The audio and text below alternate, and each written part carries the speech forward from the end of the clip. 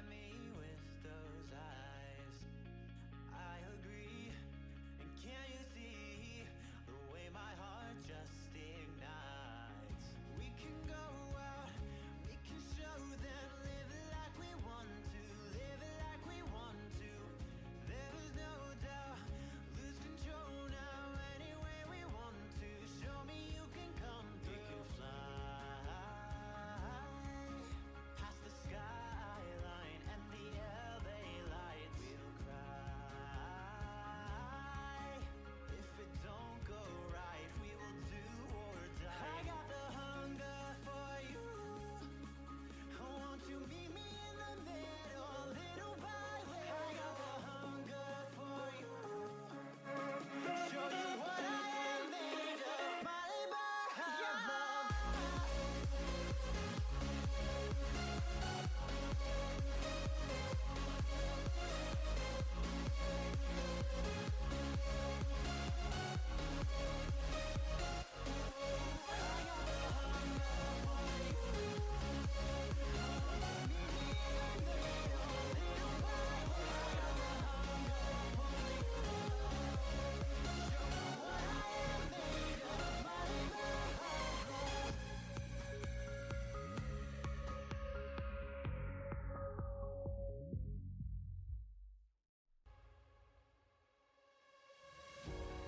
I don't wanna go out on my own. Maybe we could stay and make a home. It's written on my heart and in my soul. You're the one good thing. And I don't think I've ever been so low. 'Cause losing you was worse than losing hope. And baby, I could never let you go. You're the one good thing I know. So tell me that it's all okay. Tell me we will find a better way. Just tell me that it's all okay. Just tell me that we'll find a better way. A better way, a better day. There's gotta be, it's you and me, it's everything. A better way, a better day. Just promise me we'll find a better way.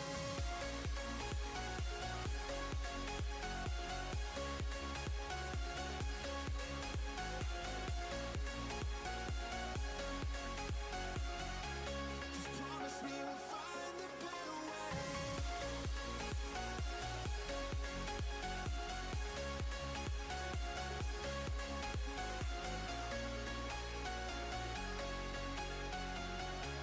Just promise me we'll find a better way. No, I don't wanna blow up on the phone. Baby, we should never sleep alone. This isn't how we used to speak so cold. Remember when our hearts would overflow. So tell me that it's all okay. Tell me we will find a better way. Just tell me that it's all okay. Just tell me that we'll find a better way. A better way, a better day. There's gotta be, it's you and me, it's everything. A better way, a better day. Just promise me we'll find a better way. I lost your love, I fucked it up, but we'll be found again. It's not enough, I won't give up, I swear it's not the end. We won't give up, boys.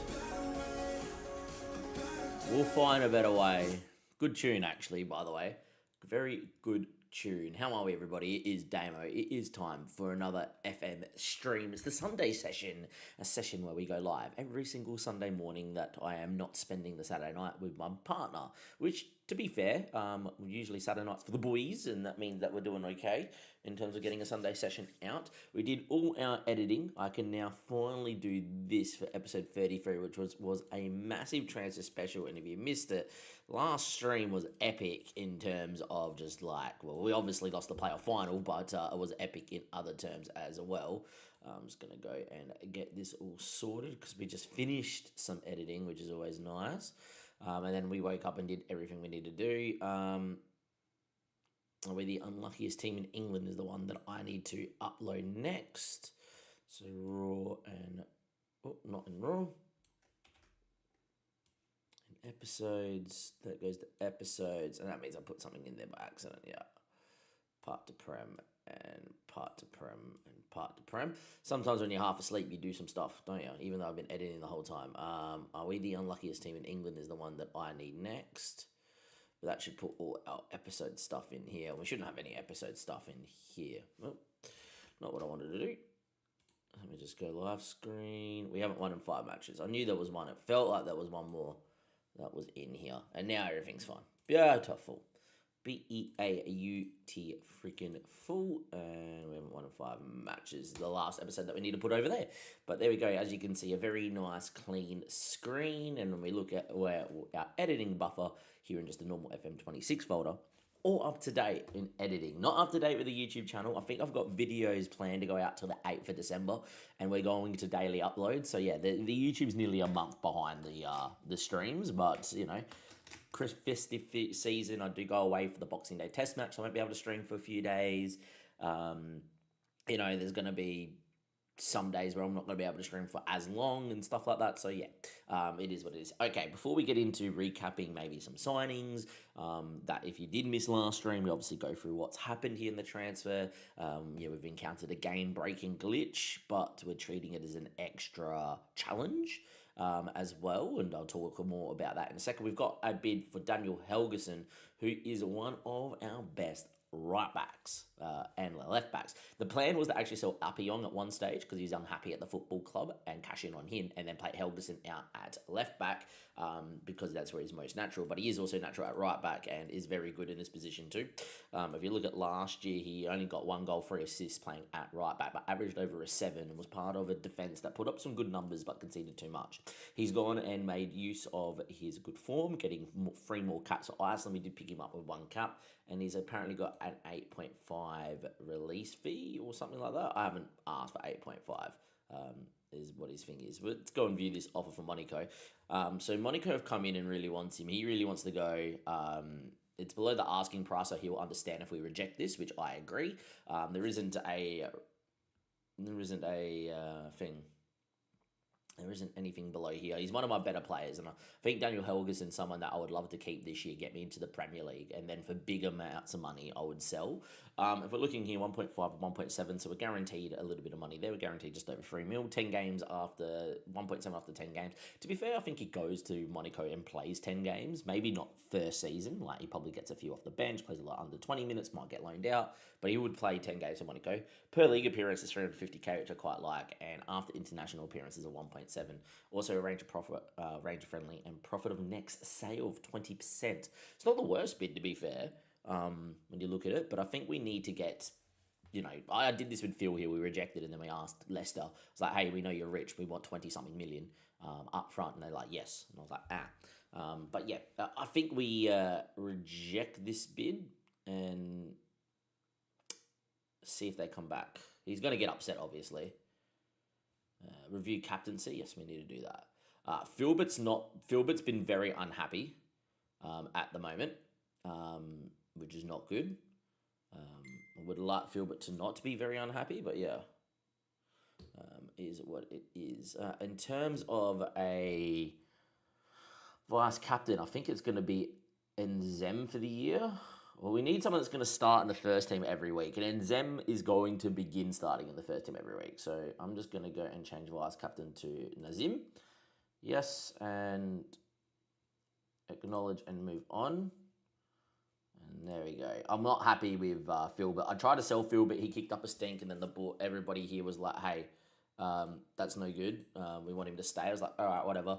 And then he was unhappy that I then was like, well, you're not going to be a star player. Look at the players we've signed. And then he was like, I'm unhappy I'm not a star player. And I've told him, look, there's a lot of positions for your spot.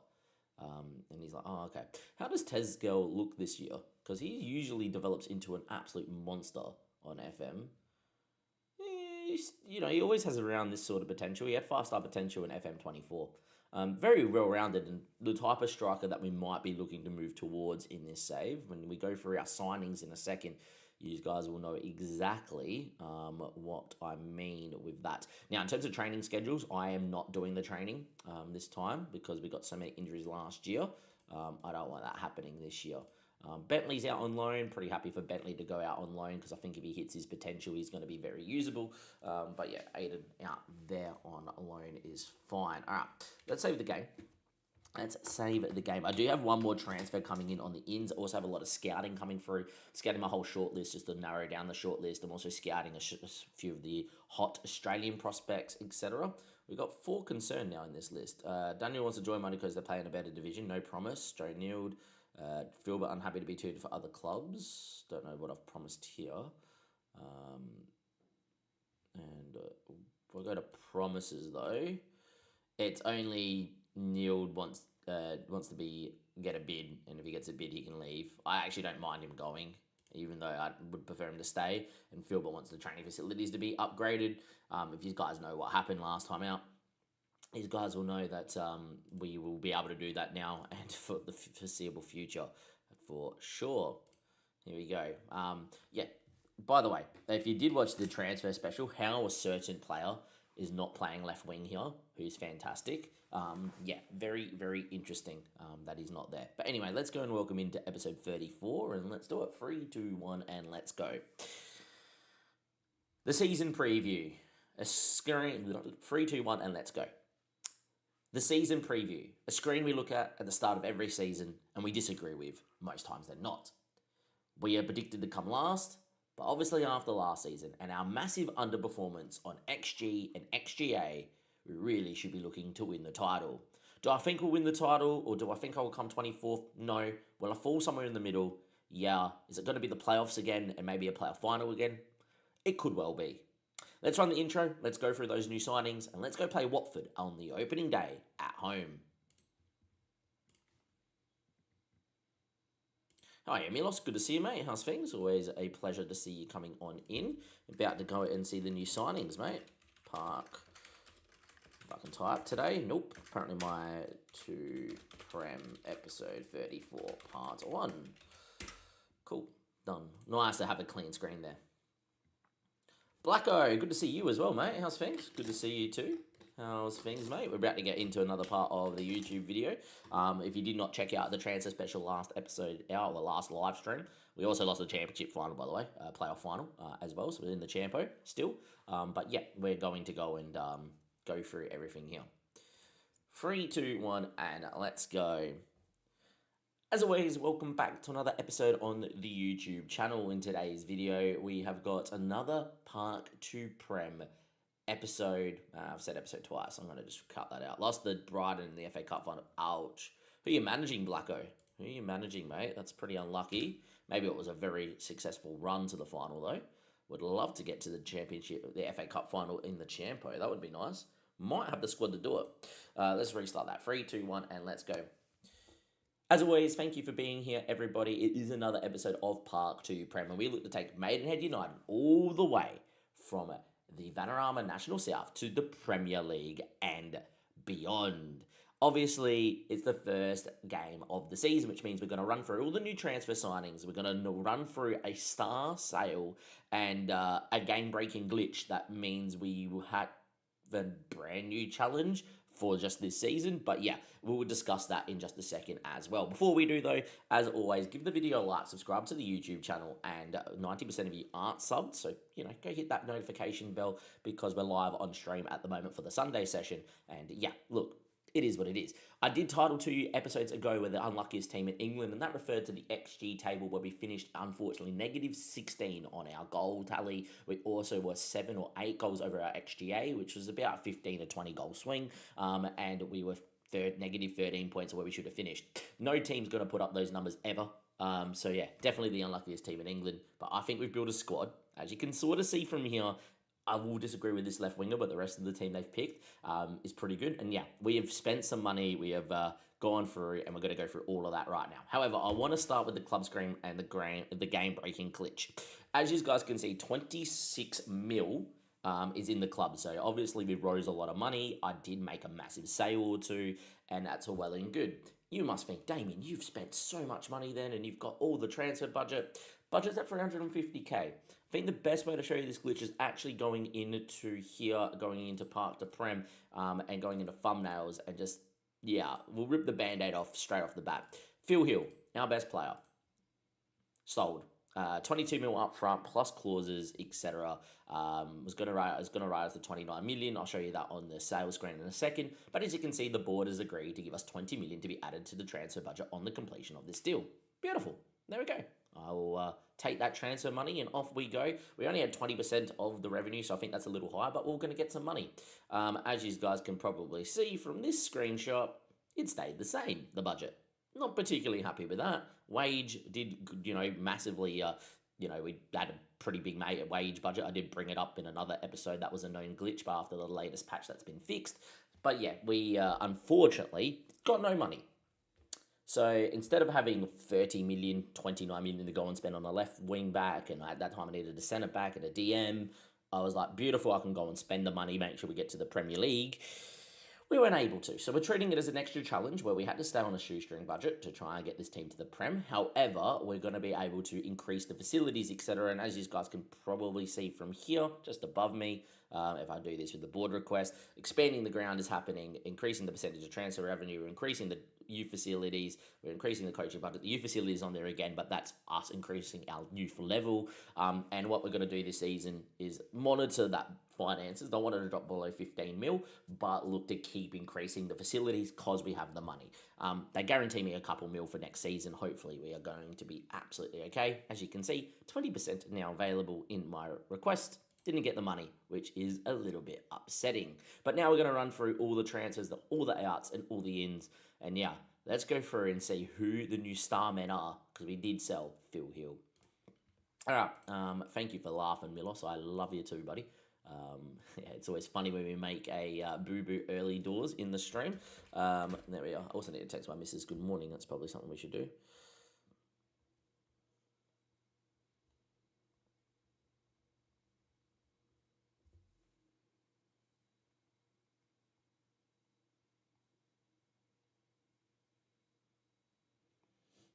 But yeah, so we lost the Brighton as Chelsea. Don't worry, mate. I got sacked as Chelsea Blacko, so you're doing better than me.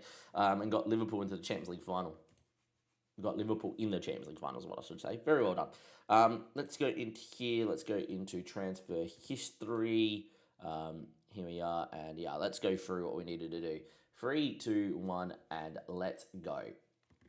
We know this screen is a little bit bugged, but I'll try and go through as many of the transfers here as possible. As you guys will see, you will know players in our ins list, and you also know players on our outs list. Not too many on the outs. There's also been a few people we released, like Daniel Jebedson, Oferu, Mantawu, who else? Harvey Bunker, obviously after with that broken leg last year, lost a lot of his physical. So yeah, and you will also, for the very, very, very first time in this save, oh, he's not on this list. There's a player here that I actually bought and had to loan out due to work permit issues. But yeah, we went on a massive scout. I'm actually still scouting because, we got a little bit of wage budget left and I wouldn't mind a pickup or two. But let's go through the people on the out. So Aiden Bentley's gone out on loan. We used him a lot off the bench. Just think if he hits his potential, he'd be fairly usable and he needs to go and play to do that. Our biggest problem last year with the XG table was not finishing chances. So I want people that can come in and finish. And Aiden Bentley 8-1 off the bench. So we are loaning him out and there we go. This guy went on a free. Phil Hill obviously left. And then Chris O'Dwyer left as well. As you can see, he went to Burnley. Burnley have paid 3.8 million up front for him. They inquired about him. I said, hey, I want 4 million because he was worth 1 to 3.5 mil or something like that. And they're like 250k. I was like, no. So I just said 3.8 mil and expected them to reject it. And they're like, yes. And I was like, oh, okay. But yeah, Aiden Bentley, Chris O'Dwyer is gone. Look, yes, he was very good. He had championship potential. He was a very usable player for us, and at times was probably a better winger than Filbert was, who's still here at the football club. That's now due to injury. But yeah, he doesn't finish. His technicals are pretty raw. Yes, he was very quick. Yes, he was very usable for me. Yes, I did like Chris O'Dwyer, but not what we're trying to do. The big one, though, is Phil Hill, and he's now worth 65 million and is Leicester's key player. We had to sell him. If you're watching the stream, great. And if you weren't, you should hit that red button down below and give it a like. But yeah, Phil Hill had a release fee to clubs in a higher division of 8.75 million. no, 3.8 million. It was a really small contract. He was worth anywhere between 8 and 11 million. Was getting offers from Stoke and Leicester of like 10 mil, 8 mil, etc. And then Norwich became interested and they got promoted to the Prem. So they could have released him for 3.8 mil. I got frustrated with the lower offers and whatever, and I removed a lot of clauses and said 22 mil upfront less than you're still going to give me the installments over time. And they for 29 million, and they said yes. We had to take it, obviously, because of, if Norwich came in and offered 3.8 million, that's a massive swing for us as a football club. And as much as I didn't want to lose my star player, the money was too good. So, yeah, we had to take it. We did take it, and there we go. And then I'll talk about Evans and Reichleaf right now. So he came up in the scout report because we had world scouting for the first time, and from Sundowners was transfer listed for 150k. Note that even though he's this good, he was not playing in the South African Premier Division and wasn't playing even under 20 football in the South African Premier Division. Well, he was, but yeah, what it meant was I didn't know this about ESC. I was like, cool, he won't get a work permit, we'll give him an ESC. He has to play 5 competitive matches in his division over the last season to get an ESC, or he has to play a percentage of under 20 youth football at a good level. Didn't realise that didn't happen. I was very annoyed because he was going to be our new 10. As you can see, he's got 15 natural finishing, he's got pretty good passing, he's got good technique, he's got great physicals, he's 6 foot, he's got 15 determination. I just think this kid grows into a Premier League talent. The game reckons Championship, I reckon Premier League. It doesn't matter. We loaned him out now to a means on paying most of his wage, 80% of his wage, and as a regular player over there. And if he goes and plays well in League 2, he should be able to get just a work permit, not even an ESC spot when he comes back. And that's great. We'll leave him out there for the year because it allows me to use Finn Welch off the bench. And I did sign another 10 over for Evans Reichleaf. The last person I'm going to show you on this actual list, and we'll go into our squad list, is Sammy Blankley. You guys knew this was happening, but our boy Sammy obviously got poached from us from Sheffield Wednesday. I've mentioned it a few times when he was on a non-contract when we were semi-professional in the Vanarama National League, and then we loaned him back in. He did well. We paid 550k. And the rest is over 3 years for about $1 million. It's not even that. But yeah, it's a cheap deal for a guy that's this good. I'm actually training him to play left back with the intention of me selling Appiong, but that hasn't happened. And now that Helgeson has interest, we just rejected 8 million from Monaco for him over the long term. But yeah, Sammy Blakely is there. Now let's get into the actual squad and what the squad looks like. This is what I think my best 11 and bench would be. And let's go through the players that you may not have heard of. So we've got Will Fish, who people will know if you've been managing in England for a while on Football Manager. He is one that came for at Man United back quite a few seasons ago. Played a game for United as well, if people remember that. If you do, probably a Man United fan. Went to Cardiff.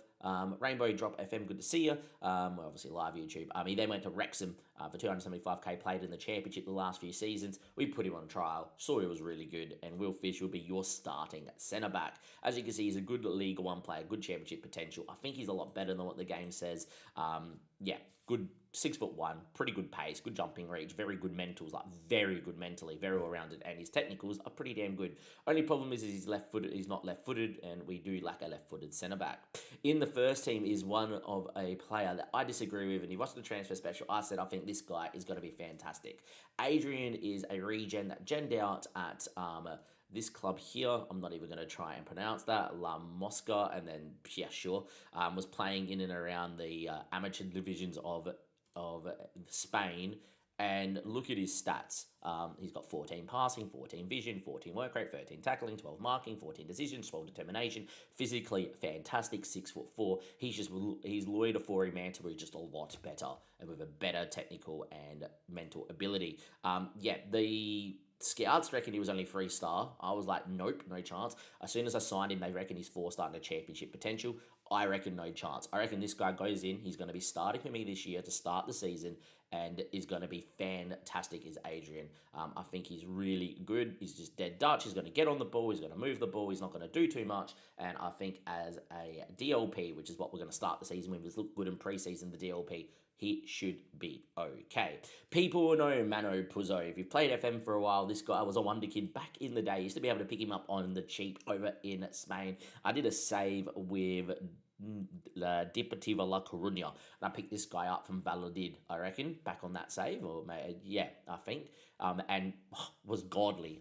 So when I saw him on a free, I couldn't believe my eyes because he's exactly the player we need. He's on big amounts of wage, 16k, but we could afford that now because of the glitch has been fixed, where we didn't get any wage budget for going in the division you are. Just fantastic. 16 flair, 14 finishing, 14 technique. Great physicals, a little bit small at 5'6", but that doesn't bother me. Where we had Philbert playing on this side with only 6 or 7 finishing, Mano Puzo can score. We've already seen him score goals in pre-season. If you look at his pre-season stats here, if it lets me click on form, yeah, that's him in pre-season so far. Yes, we haven't really played anybody, but yeah, he 7.5 is what you can't see behind me. He scored 2 goals, got an assist in a 10.0 and 8.1. He did drop the ball here against Southend and then against Fiorentina, where we did win 4-1 in pre-season, by the way. That's our pre-season run, by the way. 1-1 draw, 1-3, 1-5, 2-0 and 4-1. 7.4 against Fiorentina, creating quite a lot. I think he's going to be fantastic. Reed is our new big man signing in the middle of the park. Was at St. Johnstone's. They picked him up for 18k. We triggered a 1 mil release fee for him.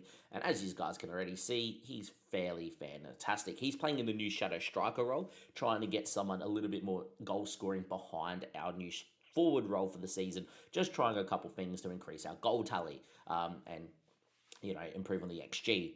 As you can see, he's got 13 finishing, 13 long shots. He's very well-rounded mentally. He's actually very well-rounded technically, with his lowest stat being an 8. And he's got great physicals apart from strength at 6 foot. Also dual-footed, good strong left foot, good right foot. For 1 mil, this was an absolute no-brainer. As you can see here, they reckon he's good League One with championship potential. Give him a couple. This is what Phil Hill was like, and then he was a Premier League player. I think this guy is fantastic. Now, the next guy you will all know. And yes, we have Mateus Franco. Yes, that Mateus Franco that played at Flamingo and was at Crystal Palace and went to Palace for 21.5 million. That Franco.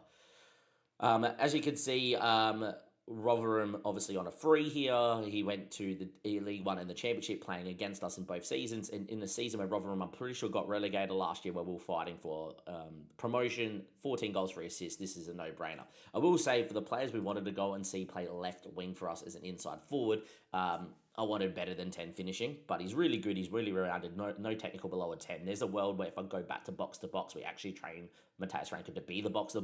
But yeah, he's just fantastic. We're going to play him out wide. And as you can see, he's only played the 3 games for us in preseason. 4, 9.4, 6.8. Did not much then against Southend, against the under-21s. His under-21 game he did. So only the 3 games. And then against Fiorentina scored a hat-trick. So yeah, I think he's going to be fine. And for this level, an absolute joke and as fantastic. Mosquera gives us a little bit more of the experience. And as you can see from Puzo's in his 27s, Franco's 26, Mosquera's 30. Mosquera's a target forward, and we're using that to help us link the play and flick the ball into these inside forwards, maybe creating a few more clear-cut goal-scoring opportunities.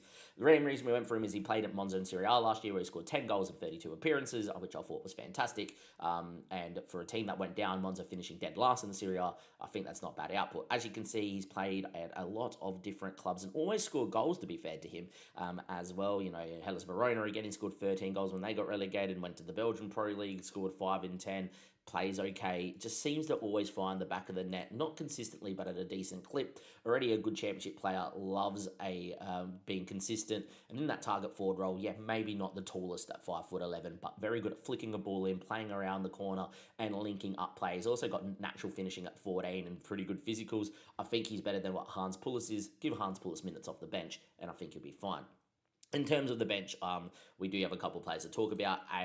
Anton Nyberg, by the way, came out, and I highly recommend go and scout the youth teams over in the USA, because he find free contracts. I really want to sign this guy, by the way. At 6'2", he's fantastic. But I don't think I'm going to be able to get him in, because I think he wants a little bit too much wage. But Nyberg, if it lets me go back one more, look how good this kid is at 18 years of age. 6'6" centre back, 19 jumping reach, 13 pace, mentally fantastic. When you look at those technicals, you see a few reds, but nothing in the major areas. He's got like 9 first touch, 10 headering, 12 marking, 10 passing, 9 tackling, 8 technique. You work on all of that at 18, give him minutes. This kid's going to develop into quite the centre back at 6'6". Championship potential. I think it's Premier League potential. He's very good in the air and is a consistent performer. On a free, I can't believe it. He might be playing for us by the start of the season. Obviously, this is Dylan Ryan. You guys know he came out in our youth intake last year. Still wanted by Man United, but that's fine. And then Henderson comes in on a free from Crusaders was their star player, but on an amateur contract. We're like, thank you, we'll put you on a full-time deal. He'll be your backup inside forward. The reason we sold O'Dwyer was this guy because he's got 11 finishing, good physicals, 5'7", pretty good mentals. This kid could be really good. And according to the game, he's got championship potential. But if you did watch the transfer special, our scouts actually think he has Premier League potential. So Mr. Henderson could be really, really good. And that is really everybody here that you guys don't know. We also signed this guy on a free contract in for Motherwell about 6 months ago to be a backup striker. But we then obviously when the sign was Mascara, he then did his ACL in pre-season, the poor bloke William Cormack. But someone I will join out in the future too. But that is all the players. This is what our best 11 looks like. I do want to get Dylan Ryan and Adrian playing together at some stage and drop Nazem, but Nazem will start. Nazem's actually our vice captain now. Finn Welch still here. Finn Welch, obviously, legend and probably our best player at the football club still. Had an okay pre-season as Finn and obviously has done really, really, really well throughout the years, but going to take a backward step, but still is club captain. And now we're going to get into playing Watford on the opening day, and I'll see you guys in just a second for that. Sorry about that rainbow drop. We were just doing it for YouTube, which is fine. But yeah, Finn Welch definitely has been our best player. He's not our best player in terms of overall ability anymore. But yeah, Finn, what a story, right? We picked him up on loan. He rejected us initially when he left on the contract and then spent 2 months as a free agent and then picked him up in August on a free and then scored 19 and 26. In League 2, scored 24 and 11. Then in League 1, went 19 and 17. And then even last year, 15 goals, 8 assists. Just unfortunately, it all came first half of the year and he forgot how to score. By the way, in League 1, he had 12 penalties, missed 7. Which is incredible for a guy with 12 penalty taking. But yeah, Finn Welch definitely been our best player, mate, for sure. If you are watching over on YouTube, give it a like and do subscribe to the channel. We're, of course, live on both platforms here, YouTube and Twitch. Haven't figured out a way where you both can see the stream or the chat. I'll figure that out. I know Zealand can do it. So yeah, I don't know. Anyhow, here's what it is. But yeah, that's our team, and that's what I think we're going to go with. Maybe a little bit weak at defensive midfield, but I think we're going to be okay, which is perfectly fine. We're also doing some scouting still, as mentioned. We've got a lot going on in the scouting. We've got 44 recommendations here as well, which we'll get to at some stage, but I don't plan on making another transfer. But yeah, see how we go. Oh, Borelli is coming in. Beautiful. Okay, so this is another signing. Is Borelli? Oh, he's in. Beautiful. Granted a work permit. Here we are. 3, 2, 1, and let's go. A little bit of transfer drama for you guys. We have signed a guy on a free from the USA, and he has got a work permit off the bat. Tyler Borelli is coming from the Galaxy Academy, and as you can see, came up on a scout report and has got championship potential. But have a look at him as a wingback or as a fullback. He has got 13 headering, 13 marking, 12 tackling. He's also got 12 crossing. He's got 16 determination. Pretty brave and physically well-rounded. He's got a fairly strong left foot and a fairly good right foot, or a very strong right foot. I think this guy bombing on, whipping in balls, or even taking the odd shot here or there will be fantastic. And I can't wait to use him on a free. Absolutely fantastic. Get him in is Tyler Borelli, and he is another signing that is going to be added to the team right before we play Watford here on the opening day of the season. As you can see right now, yeah, he's very good. He may be not there at that level yet, but I think he's fantastic, and I cannot wait to use him. I'm going to be working him on probably just pace, to be fair, off to begin with. Training individual attributes and quickness, just try and get that pace up, but he will make the bench here for the opening day for sure. Hello, Stella. Cheeky dog. Yeah, I think he's a very good pick-up as well, boys. Can't wait for the next matchup. Same here, mate. We need to get him onto the bench as well, so we're going to drop Andy Wakefield, I reckon, from the bench. And Stella, wait. And do this. And blankly and that. And I reckon that's our best 11. All right, 1 second, boys. 1 second.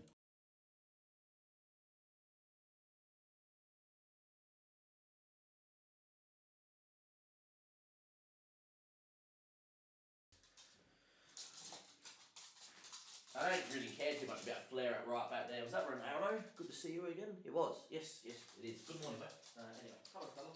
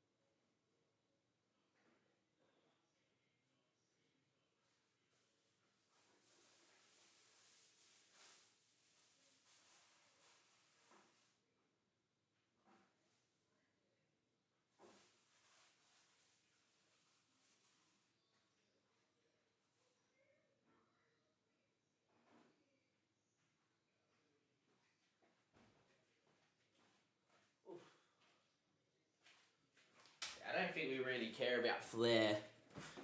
Oh, you said natural fitness. Apologies. I was walking away as I said that. Natural fitness at 4. We could work stamina. Should be right. Play off the bench. At the end of the day, he's won the flip, to be honest. I like those guys. Here we go. Here's the scout reports that we were after. Here we are. There are some scout reports. There's some guys that are in our transfer, in our shortlist that I need to remove. Rainbow drop with a regen rename. Here we go. Who would you like? There's not really many people that I really do that with. 16 years of age, winger. He could develop into a little bit of a footballer. Could improve a lot. I don't think he's worth going into the shortlist just yet, though. Venetta's got championship potential. See, this is why I like scouting the amateur divisions in America, because you get some players like this who's, sometimes have dual citizency and stuff like that. Like, we found a Russian guy that was not bad. We obviously just showed you the Chinese striker that is fantastic. He's all right. Juan Pablo Palacios. He's not bad. John Doe. Like that name.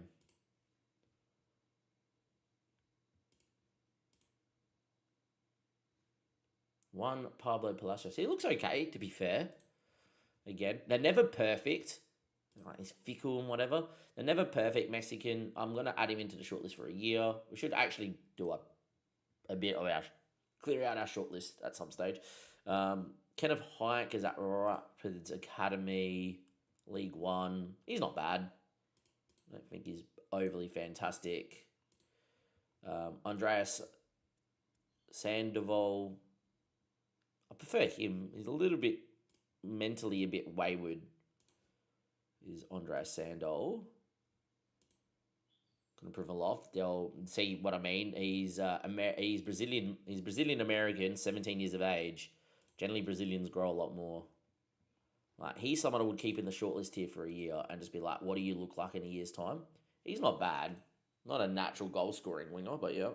Scott Clark, he's also in the same boat. Striker, 16 determination. Pretty good physicals at a young age. Like, imagine being able to pick him up right now. You can't, because they're like, he has to wait until he's 18 to move. But I would pick him up. This guy's a good National League 18-year-old Ecuadorian. Love it. Probably end up playing for Ecuador, to be fair to Araras, but not there. Dava, 18-year-old Mozambican. I love it. He's from Mozambique. He's played for Mozambique.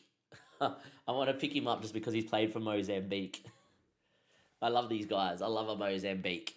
And Lorenko Dava. What a player. He's fickle, unfortunately. Like, if he was really, really, like, good determination and that, I'd probably go for him. Hello, cheeky dog.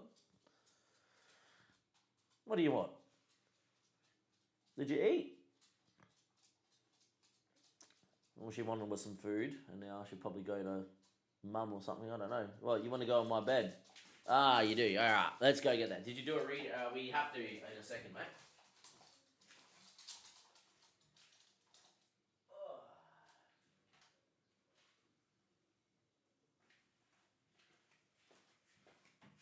We have to. I don't know. Who would you like is the question. Who would you like? Flores is a good League 2 player already at 19. He ain't bad. I want to put this guy on my shortlist, actually, while I'm here. Add him in indefinitely. Go on, my boy. Go on. Let's have a look at this guy. No good. Shea Pitter, I think, is already in my shortlist. He's not bad, Shea Pitter. Yeah, he's already in my shortlist. That's fine. Sutton was in my shortlist. See, this is why I do this as well. How's it going? Good burger. We just did a whole heap of scouting, and now we're about to play our first game of the season. I need to go through these new signings for you at some stage. So let me know when you're ready, and I'll go through all of them. Just be careful of we copped a massive glitch in this one, but we're treating it as an extra challenge.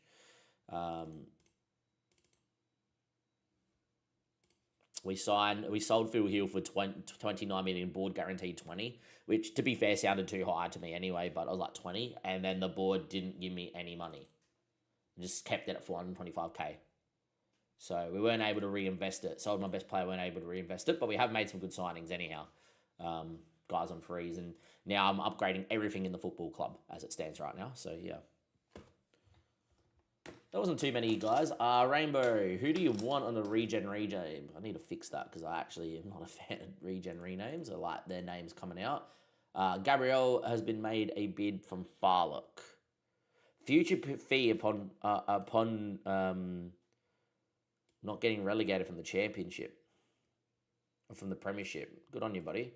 Can you like pay a little bit of his wage? That would be great. Oh, they will. Beautiful.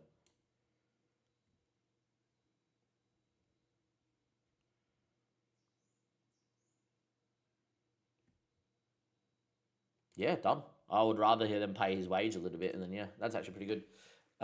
Daddy Mogenento. All right. Let's go here. Who would you like? Is what I would say. Gary Taylor's been around the first team. I can't let you do Andy Wakefield, Hans Pullis because they play first team minutes for me. But anyone else, I'm happy to give it to you. That is a regen. But yeah, Andy Wakefield, Hans Pullis, no, because I've been playing here or whatever. Finished 15th with Watford season 1. As long as you kept the job, that's the main thing.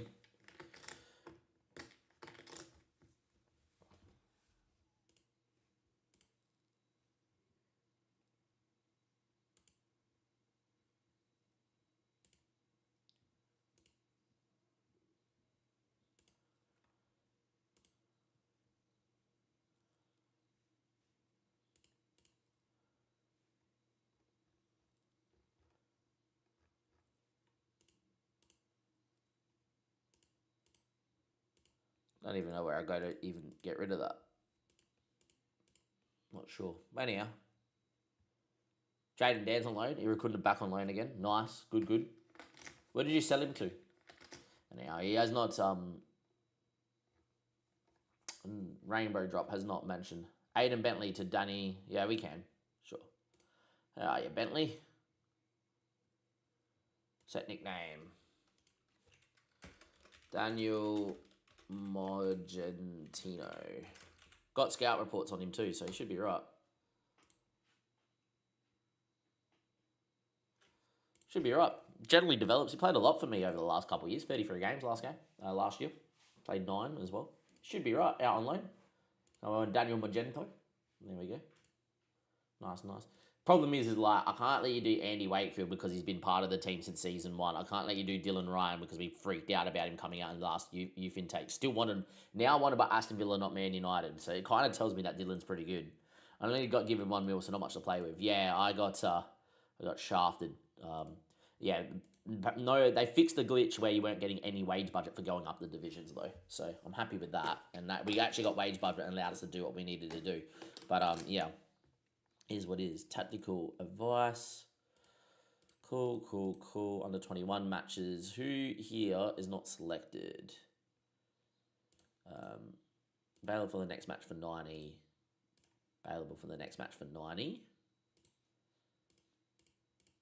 Offers made. Can I remove you now from the shortlist? As much as I thought he was going to be fantastic, I'm going to just remove from the shortlist because I don't think we're going to sign you now, which is not bad.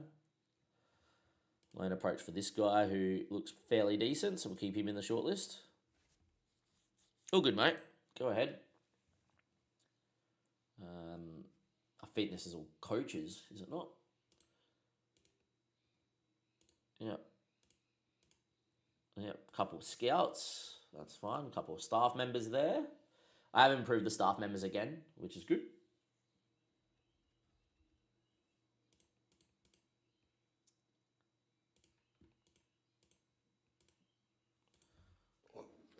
Thank you very much, Orala Guri, for the follow. Ooh, what was this? It was really good.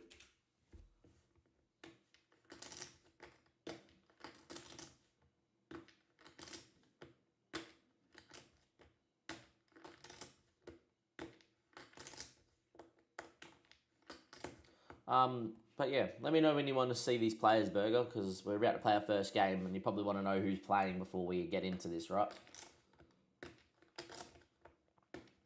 I think everything else is fine here. New team, new system. There There's pre-season. Go now. Perfect. Awesome. Let's do it nice and quickly and then we'll get in because it's taken us 49 minutes to get to this stage, but we should be fine. All right. Anyway, let's go. Tactics. Here we are. So we'll go in order. Will Fish comes in on a free as a centre back, 5.5k a week. As you can see, very well rounded, pretty good physicals, 14 pace, mentally sensational, and technically in the right areas. Very, very good. You may know him from Man United. He actually played for United back in 2020, 2021, played at Cardiff, went to Wrexham, and he played in the Championship last year for a few games before we picked him up. Will Fish, 6'1", unfortunately not left-footed, but that's perfectly fine. The other person in the centre in that centre defensive mid is Mr. Adrian. I am moving to a DLP this season. I disagree with the game massively on this kid. My scouts reckon 3-star. I brought him in. My coaches reckon 4-star. I think he's got Premier League potential. When I look at this kid, he's 6'4". He's physically an absolute brute. Mentally pretty damn good, apart from flair, and technically in the right areas. Like if the old school ball winning midfielder role, this guy would be insane. But yeah, 12 marking, 14 passing, 13 tackling, 13 technique, decent first touch, pretty good teamwork vision, work rate at a young age, 14 decision making, 18 bravery. Yeah, just this guy's a defensive midfielder maestro, and my plan is to actually get him as playing as a DM. When he learns the role, and then potentially getting Dylan Ryan, who came through our youth intake, to come and play on the other side of him, because I think that would be really good together. Manu Puzo, you will know, we actually used him at the Deportivo La Coruña save, which you were here for when we did that a couple FMs ago. Ex-FM Wonder Kid, Manu Puzo, looks fantastic, 14 finishing. This guy will be a dynamo. Mark Reed, we signed for $1 million from St Johnstone's in the Championship in Scotland for his release fee. As you can see, this guy is going to be the heir to Fid Welch's throne. 13 finishing, playing shadow striker, 6 foot, great mentals, pretty decent technicals. And physically can move. 6 foot, does have a couple areas where he needs to improve upon, but he looks pretty darn good. Matthias Franca, that Matthias Franca's here as well. Obviously from Mingo to Palace in real life, and then from Palace didn't really get going. Went to Rotherham on a free, helped them get promoted with us 2 years ago. Then they got relegated, we got promoted, and Matthias Franco, very good. I do plan one day to train him as a DM, because if you look at him, technically nothing below a 10, mentally nothing below a 9, physically nothing below a 8. When I think of a box-to-box midfielder, this kid is fantastic, and Matthias is 26. Going with the theme, 27-year-old, 26-year-old, a couple a bit more older, and then we've got Daniel Mosquera playing in the first team here as well. This guy is fantastic, 30 years of age, 5'11", very well-rounded, can link play and link into people. Main reason we bought him though is he was at Monza last year, scored 10 goals in 32 when they got relegated from the Serie A in bottom. So this guy scored a lot of goals for Monza compared to the amount of goals they actually scored in the season. Borelli, we just signed literally 3 days ago as the backup right back. If you look at him, 16 determination, pretty good physicals on a free from LA Galaxy Academy. We'll flip him for a little bit of money, as it was mentioned by, I think, Ronaldo, about the Chelsea model. It's kind of the Chelsea model, sign as many kids and turn profit. That's basically what we're doing with the USA kids, so there we go. I think he could be really good. Nyberg, same thing, from the academies over in Whitecaps. I'll put him in Discord if you haven't seen him, Burger. Go and have a look at him. But 6'6", 19 jumping reach. You saw this kid because I think he commented on the Discord photo. Blankley still here. Ryan still here. Henderson comes in with Premier League potential as a left winger. 17 determination. Picked him up on a free from Crusaders, which is a Northern Irish Premier side. Was on a part-time contract or a non-contract there, like we did with Sammy Blankley. We go on and pinch the Crusaders as best player on a free. Very good physicals, can change the game. He'll be really good. Yes, we're going to win the UCL. Let's go. And then there's a couple others in here, but that's basically it. Reich Leaf didn't get an ESC because he didn't play enough games in South Africa. Didn't get a work permit, and then wasn't eligible for an ESC because he didn't play enough. I've now loaded him out to Amines in League 2. I think this guy could be a really good 10 as well. 15 finishing, 14 first touch, 15 determination, physically very good, 6 foot, good amount of passing technique. I think this kid would be fantastic. Wait and we'll see. Anyway, let's get into that first game, boys. Let's get into that first game because it's been a while, and now that we got everything done, only thing left to do is do some scouting and stuff, and we'll be right. Let's go in and let's get it done. 3, 2, 1, and let's go. Players are warming up here for the opening day of the season. The Zim's been past fit, so we are going to go with the team that you see out there, which I believe is our best 11. Are we going to finish where we need to finish this year? Maybe. I don't know. We might be able to. I think it's going to be weird. Like, our XG table last year highlighted that we were the best team in the comp. yet we weren't able to do it. I've decided to keep the system basically the same, a couple of tweaks to roles, and that's just to increase goal scoring output. But I think the system is good. We just needed better players. JS, welcome. We're obviously live on stream here, YouTube, so come and check us out. First game of the season against Watford. We've played Watford on the first day of the season a couple of times, or maybe in the Cabaret Cup. But yeah, I think we should be able to win this game here. I know that the season preview always has us in bottom. It takes a lot for the reputation to move at this level, but I really do think we're going to be okay this season. We should be able to beat Watford here at home. We are, of course, at Adams Park. If you didn't watch last episode, we are getting another upgrade expansion to York Road, which means I've had to close the stadium down for about 6 to 8 months. So we're going to play the first little bit of this season actually at Wickham's home ground at Adams Park. But it means we're getting 9,000 people to a game, which is going to increase our ticket revenue. York Road's actually going to get to about 8,700 seats when it's 6,000, so a decent size expansion. My only worry is once we get to the Premier League, they're probably going to need a new stadium. Early doors here, looks like we're dominating chances, but not possession sort of. Not our most dominant display in possession, but we are having chances. But 20 minutes, no opening goal from the new front four. Mateus Franca, though, on the ball. Appiong, who is still upset here because we didn't upgrade the training facilities last season, but we're now upgrading him now. Still upset, though. Mano Puzzo can go on a run, cuts it in there, and unfortunately, Adrian at a DLP still getting forward does not hit the ball sweetly. And now on the break come Watford, and we could be 1-0 down here on the opening day. Jacob, with a very easy save. Would have been a pretty fantastic goal from there. A highlight that is Watford's, not ours here, 22 minutes in. But the highlight does continue. Mascara is good enough in the air to cause issues, but does not do it. And now we need to go and win the ball again. As Watford come forward with Vata. Out here to Hurst. Robertson. Cleared by Sandbar. And there's Mascara winning a header. And in the end, it will be our ball, hopefully, just to recycle. We're good at playing football. Gone with the two ball playing centre-backs. I'm just going to go and play total football here. And Pozzo now. Manu Pozzo. Beating people. Nazem. Helgeson. Pozzo still there. Finds Reed. Good flick. Wow. Referee didn't play advantage. Pozzo nutmegged his man and Reed was away. And the referee said, nope, that's a free kick. We're calling it back. Frank is very good over dead balls. So it's nice to have a dead ball specialist. And Puzzo finds Mateus Franca. Back to Mano Puzzo. His effort hits the bar. Unlucky.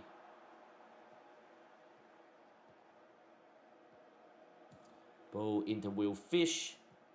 Appiong. Highlight still going. No, it's not. It's done. Fred on Kulos. Why is the acronym Maidenhead MHU not no new in the team name?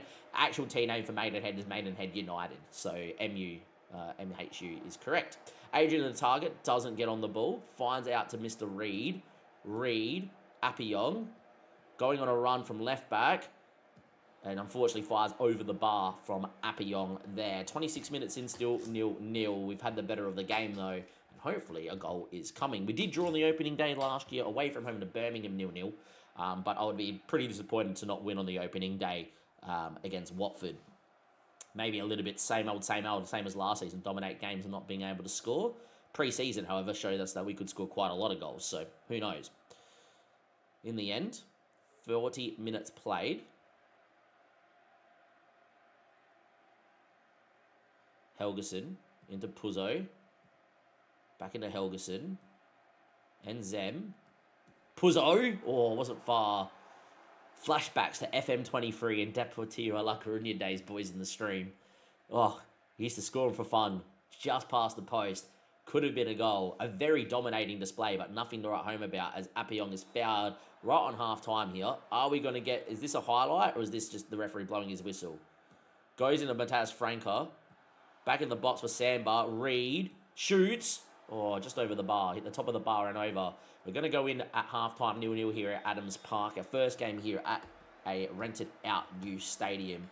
And, well, dominating in terms of match momentum, dominating in terms of stats. But this feels very similar to last year where we weren't able to get a goal.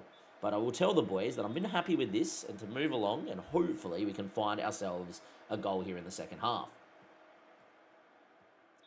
Helgeson fouling his man here to end the first half, the first highlight of the second half, I would imagine. No.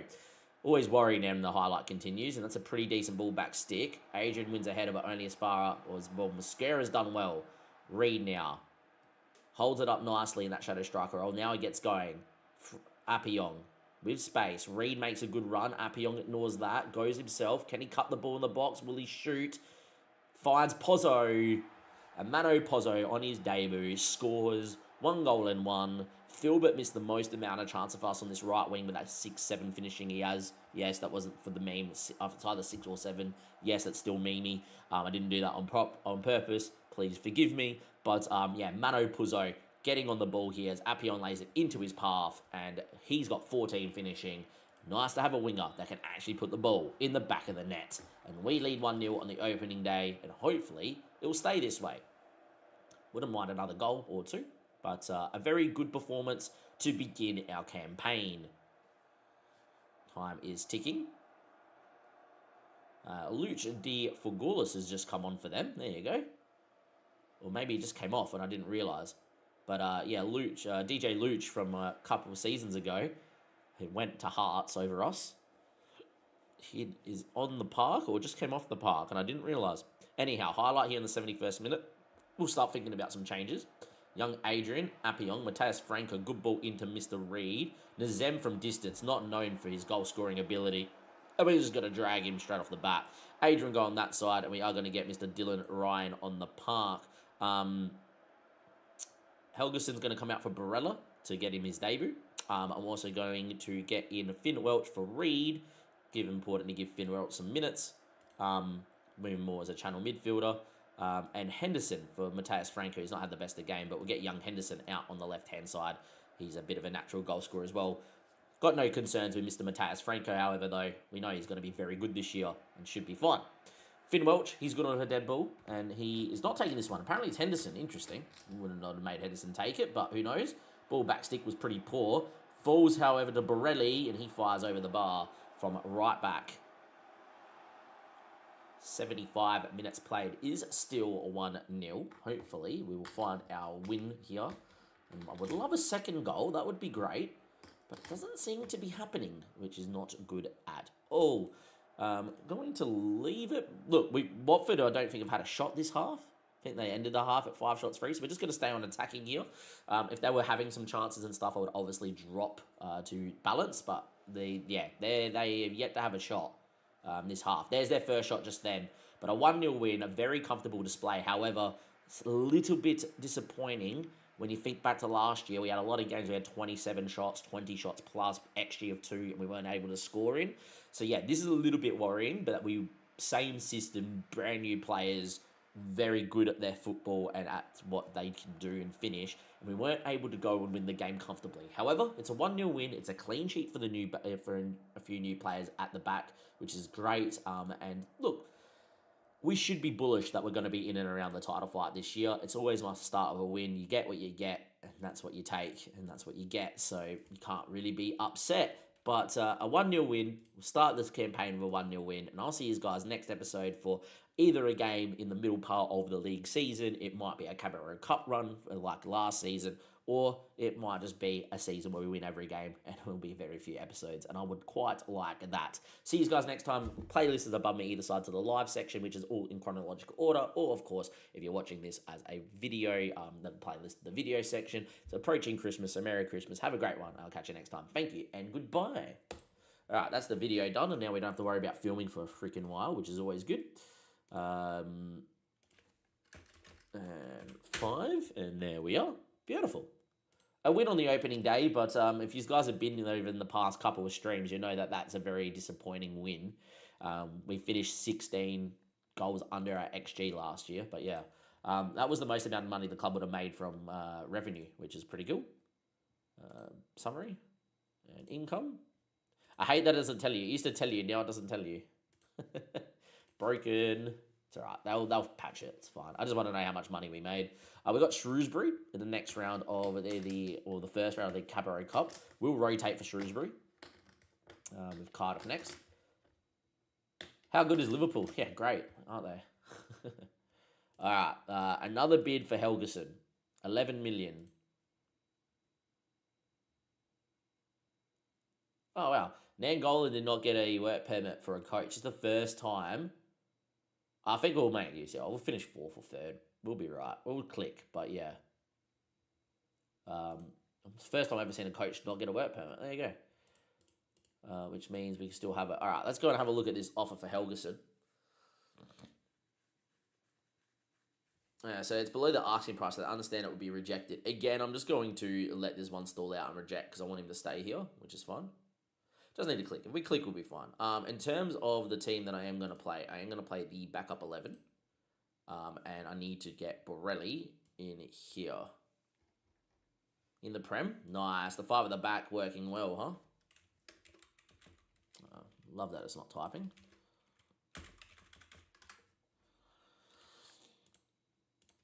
So yeah, I think we do that. We'll go into the rotated side for sure, I think. Get some people some minutes.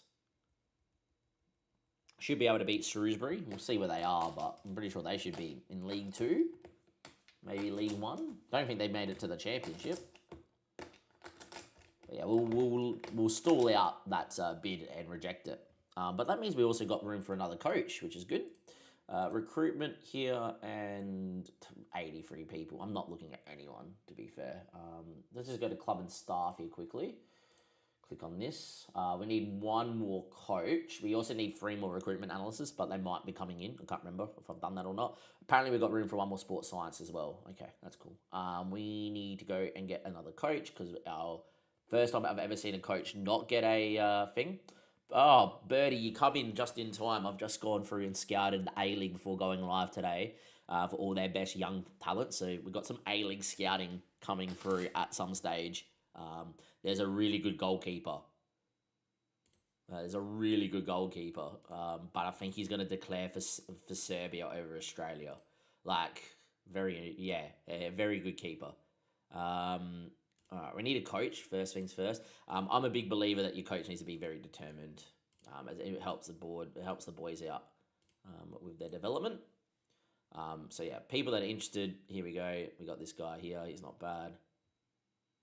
Not great. This is the thing. And then we go to elite coaches. Oh, it's not doing what I want. Look at this glitch. Of course, I want it to be 1 of 1. Thank you. Now, Nangolan I had an offer in, and they rejected his work permit. So now we look at Darren Lehman. He was a right back, I reckon. He was a right back. Yeah. I know exactly who you are, Darren.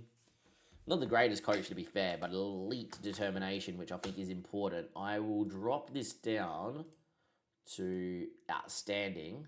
And I love how it takes off those people off the list as well. No, it doesn't. Okay, cool. Now we got a lot. Okay, so now we yeah, I watched most of it. It was not great at all. They were really good, though. I thought Venezuela were really good. But yeah, that was not a good performance from us at all. Defensive coach, attacking coach we got. I'm going to go technical and tactical. Just do that. And then is at least good and good.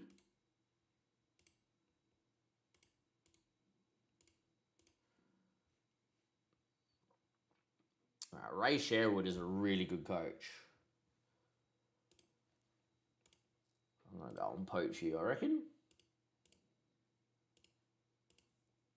4-year deal. Go and poach him. I think Ray Sherwood should be fun. Yeah, Beach looked really good in goal. Thought he was fantastic. That outrageous save. Cross comes in 6 yards out. Outrageous save. Toro should have scored early, and Goodwin is not a wingback. Yeah, they set up in a very different way than I think we're going to set up in terms of out of possession. We look super deep, not aggressive, etc. It wasn't really an Australian thing. Prem time, let's have a look. Oh, jeez. Click on the wrong thing, Damien. Sure. Love it. Out of possession 5 at the back with 2. Yep, love it. Sometimes you got to do what you got to do. All right, here we go. I'm also scouting our shortlist, so it could be our shortlist here and could not be, but yeah. Anyhow, let's see what we can do. If you are watching on YouTube, thank you very much. Give it a like, subscribe to the channel. Jaden is here. All right, Omar Pietro might also be Bolivian. He is not the worst either. This is why you scout the Americas, because you get players like this, which is all well and good. I think Omar's not that bad. I don't know if he gets into my team right now, though. This guy's not good enough. This guy's not good enough. This guy is probably still in my shortlist and needs to be removed from the shortlist. That's what we do. Shrewsbury are 5th in League 2, so I am going to rotate mostly for this game. Should be able to rotate in this one and get away with it. If I lose, I lose. Ideally don't want to lose.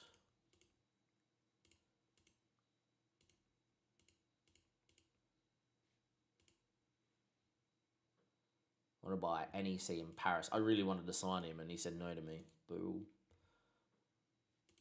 Apparently they have interest for 1.1 million for Jacob. Sorry, mate. I'm not going to let you go if I can help it. If I lose my keeper, I'll be a little bit annoyed. But we do have Brits on the transfer list and I would sign him. Filbert gets full fitness. Now, Filbert's been causing a stink. Filbert's been causing a stink.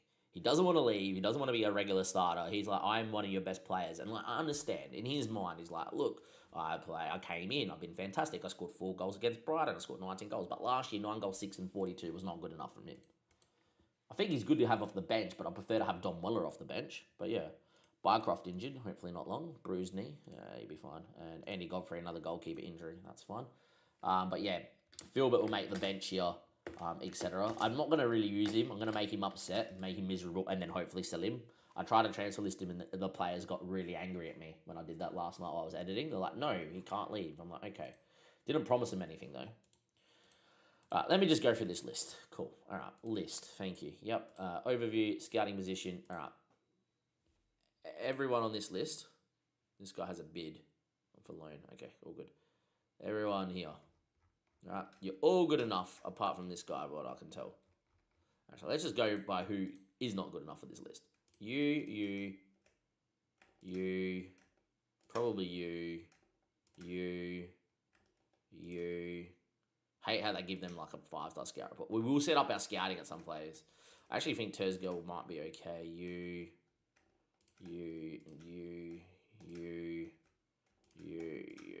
Oh, come off it. Disregard. I have to do that again. Yep. Yeah.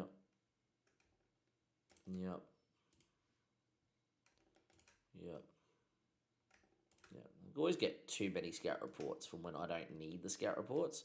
Then when I need a scout report, nothing.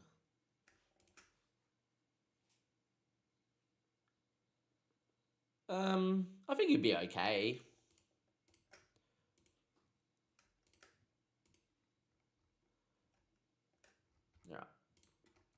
These are 71 people that I actually don't mind. I can't press Control A still. Jesus. I'm pressing... Thank you. Keep reporting. Oh, my partner is up. There you go.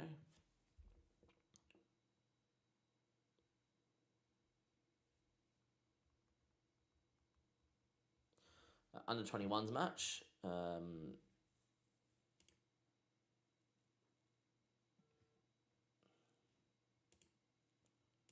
Feel it be unavailable. These guys can do whatever. That's fine. Phil would be unavailable because he made the bench here today.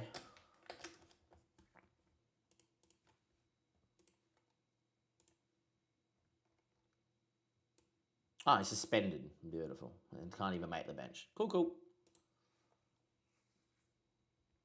Alright, so we are rotating against Shrewsbury. Also playing Bell, which is quite nice as well. Should be beating Shrewsbury. Poulos is not 100% fit. He's back in 2 days, past fit for 30. We'll use him off the bench. I'll put Mascara up front. That's fine. I'll also start Matthias Franco, I think, as well. No.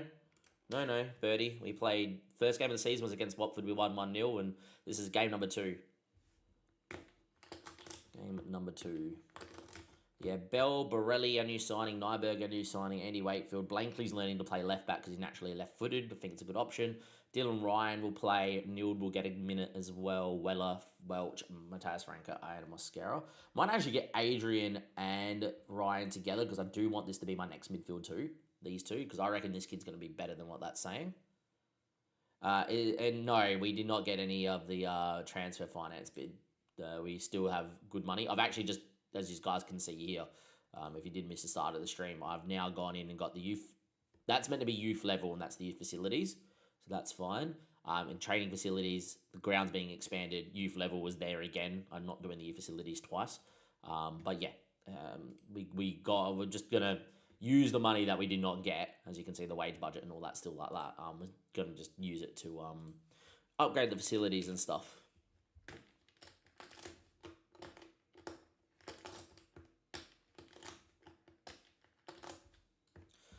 In the end, pretty rotated side, but should be winning. We have got Mascara and Franca in the team. Welch can play in the hole, which is fine. Nice to give Bell a game. Bell actually developed quite nicely at Kidminster on loan last year. Still has that League One championship potential as a keeper. So, you know, playing him this season will be fine.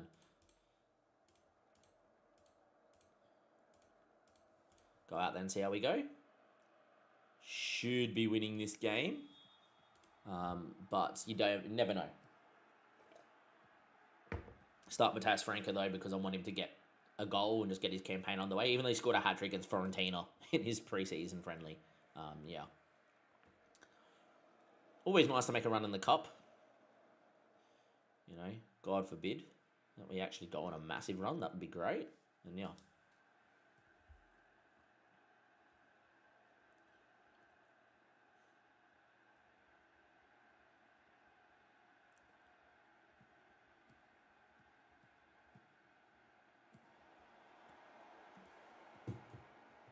Anyway, Dylan Ryan, wanted by United, Villa, Sunderland. It's had interest from all of them.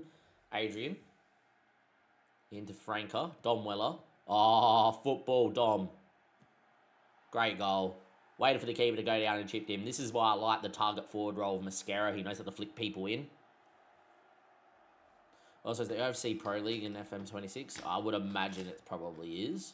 Great little 1-2 there, Mascara and Weller, who just waited and then lifted over the keeper. And a very nice goal. Nice little flick around the corner from Mascara. And we lead 1-0 here with the rotated side, or the mostly rotated side, it has to be said. Also, what's good is Hans Pullis is 6 foot, so he can play target forward as well. So it's nice. They both can go in and do the job. Joe Jones. Into Mr. Neville. That's a great ball to Fallon. That should be a goal. Just like that, we're pegged back 1-1. Beautiful. Not good. Not good.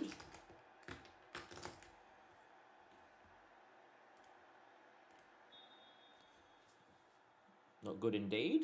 To be pegged back. Thought after scoring the first we would be okay.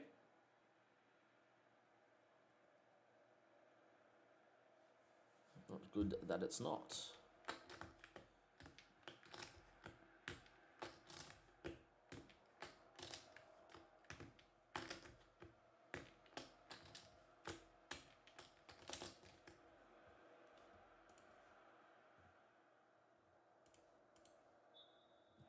Well, 1-1. Gets the run of play, they would have scored. To be fair, Shrewsbury have had less of the ball and kind of sat in, but are breaking fairly consistently, so, yeah. Oh, wow, we're going to concede from kickoff? No, awesome. Might move us into... Well, I'm going to keep us on attacking. If we score, I'm going to move straight into positive and just try and, like, keep the ball a little bit more. Bell goes long. Mascara's decent in the air and then lets it go. Don't like that he's not playing the ball out to Fing. Feel like we're going to be 2-1 down here, boys. We've rotated too much. Please shoot. Thank you.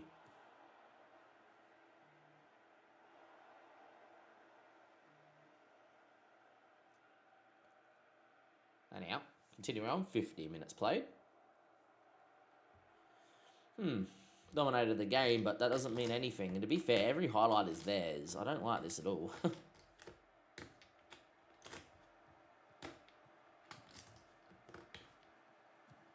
This is a goal. Alright, whatever.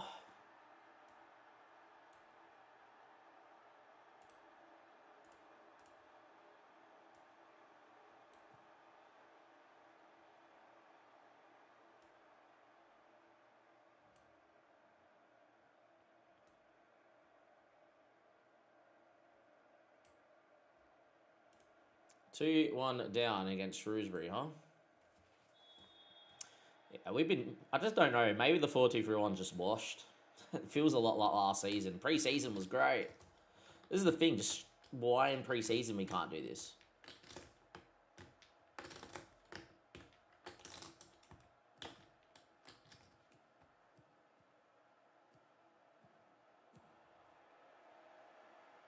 Not on Helgeson, Pozzo, Adrian. Good ball out to Matthias Franco. We got the quality to score.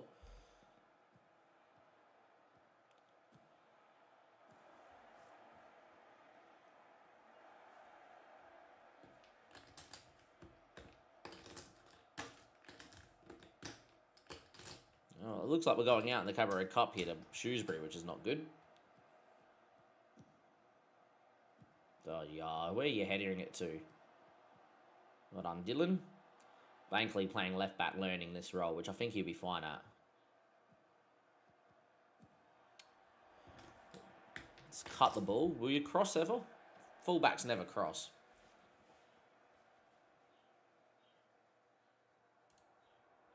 Hans Poulos can learn how to play left wing very quickly as well. Just do that. Well, we're going out in the Cabaret Cup, it looks like. Need a goal.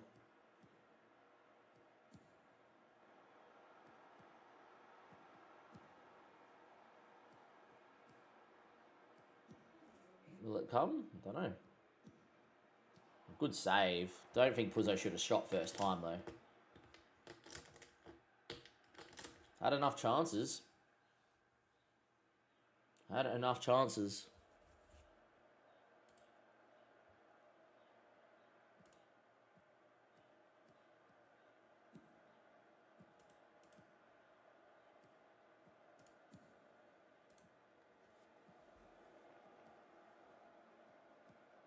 That's a bad ball, Sammy Blankley. Game over. Look at this. Good save from Bell, but far out.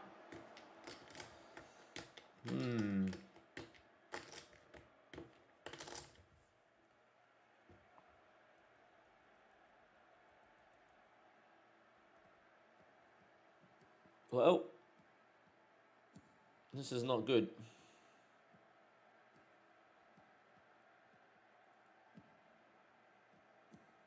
It's a good ball to Mascara. Oh my god. How do you miss that? Easiest one-on-one. Just had to side foot it along the floor, and apparently no. No, out of the cup. We get FM'd. Yep. That's not good at all.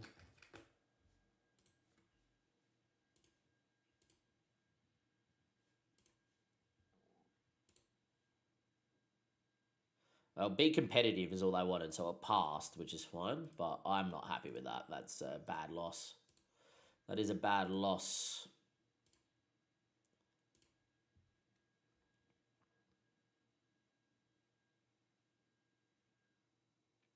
Very bad loss, that one.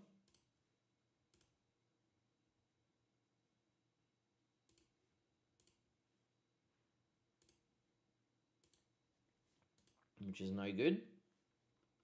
Play Cardiff at home.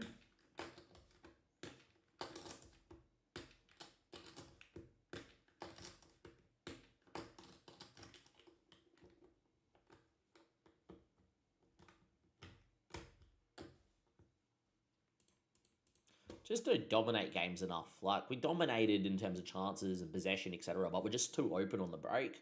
Now, that could also be down to the fact that we played our second string side, but should be beating a League 2 side. Hello, your mother. You look nice. Hello. You look beautiful. Where are you going? I'm going to the Amnes to help look after the kids. Oh, there you go. Have fun. What time I'll be home? All good. Evan didn't play well. That's fine. Yeah, very disappointing result, that.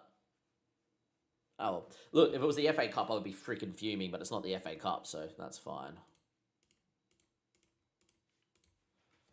It's not the FA Cup, so that is A-okay. I'm just more disappointed that, yeah. We should have probably got through. All right, we got some scout reports. Nilo is not that good.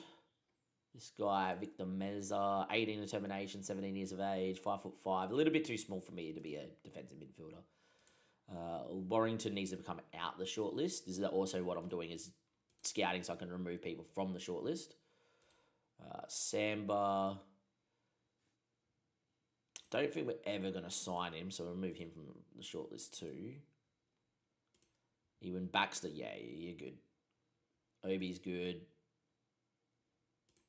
Nicola, Wickham, probably good enough to keep in the shortlist. Abby, I wanted, but not going to happen, so we're now going to remove, and there we go. This guy's still going to stay in because I think he's good. Pietro Pellegrini is going to come out the list, unfortunately. See you, Pietro. Would have been nice. They've done him dirty here. All right. Tom, he looks decent as a Croatian striker.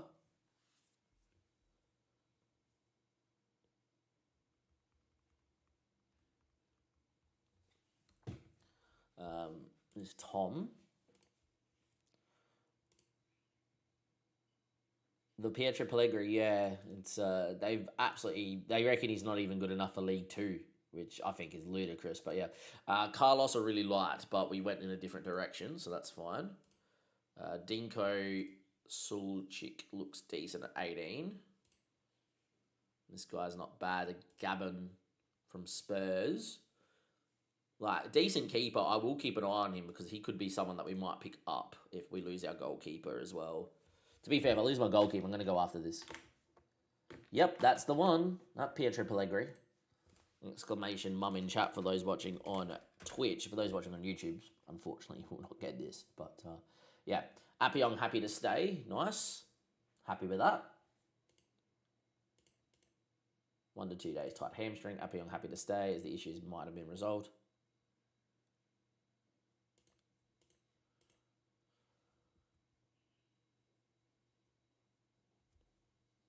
And we continue on. Cardiff.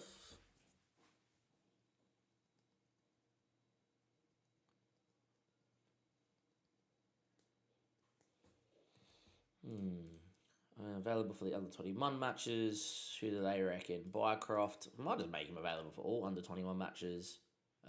Filbert, I don't know how I can get him to the bench. Gonna make Andy Wakefield available for under 21 matches. You can be available until you leave. I will get Filbert to the bench, I think. Dylan Ryan's already developing. Good. That's what we want to see. We're on. Don Weller scored, so it's very hard for me to get him to the bench. Might get Filbert to the bench over Henderson, and I might give Henderson like a month of like playing minutes in the under 21s for 90.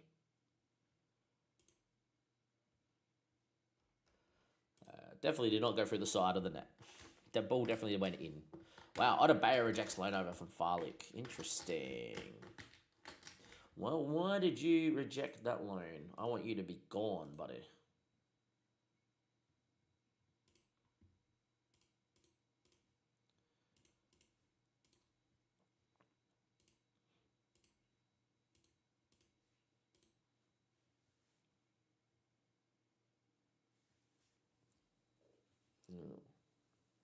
Rycliffe playing a lot of football there at a means, which is good.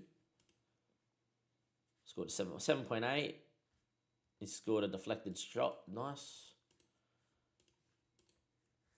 Cardiff at home, I expect to win. Look, at the end of the day, I don't care about anything apart from making it to the Premier League this season, so yeah. Hopefully we do what we need to do.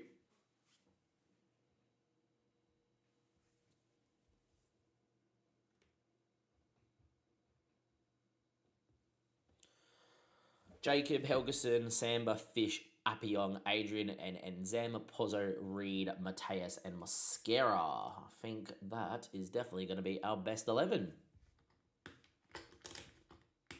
Game number 2 of the season. We did just lose to Shrewsbury in the cup rotating, which is a bit annoying, but anyhow.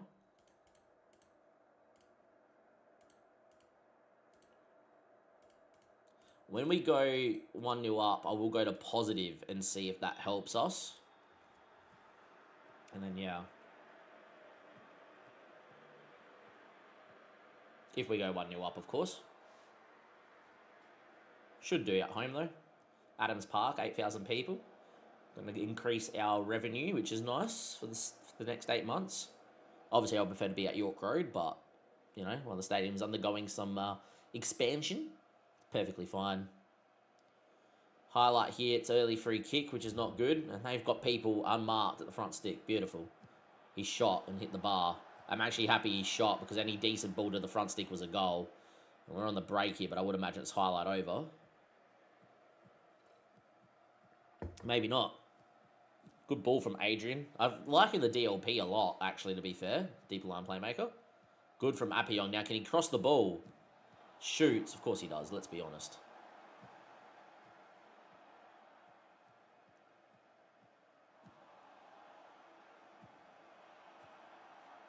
Shoots because, of course, he does.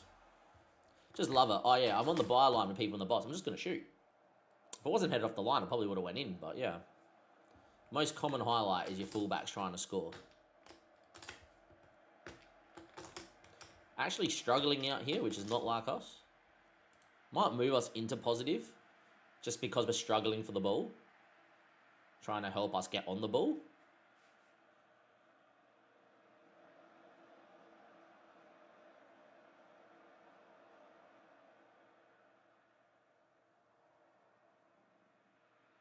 Yeah, not much going on in this game. This is not good, boys. Not a good start to the year. Not a good start to the year is what I would say.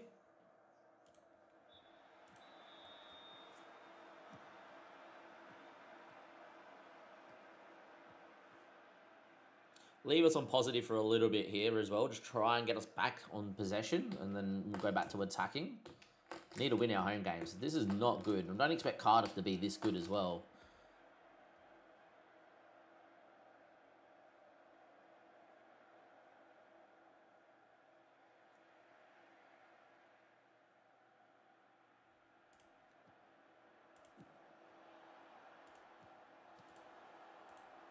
Slight change there to Reed. It's a channel midfielder.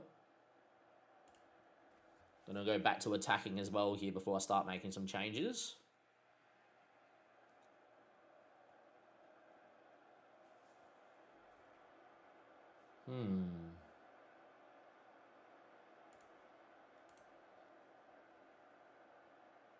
Alright, first things first. Philbert can come in on one side. Weller can come in on the other side. Scarra can come off for Pulis. That's all I'm going to do.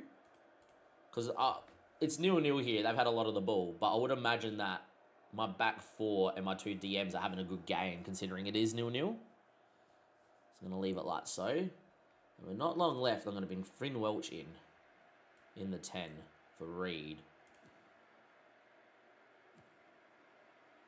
It's a good ball over the top. Is he onside?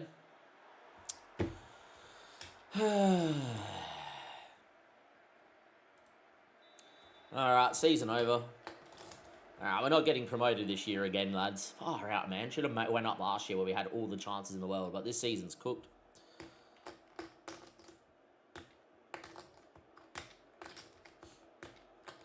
Yeah, not good, boys. Not good. Not a good start to the stream at all. Not a good start to the stream or the season. We lose a home game 1-0. That is not good. This is dire straits territory already. It's only been 3 games. Yeah, that's really disappointing. Really disappointing, that result. At home, we had such a great home record last year. We lose 1-0. We didn't even look like we were playing football. Yeah, that's quite disappointing, actually.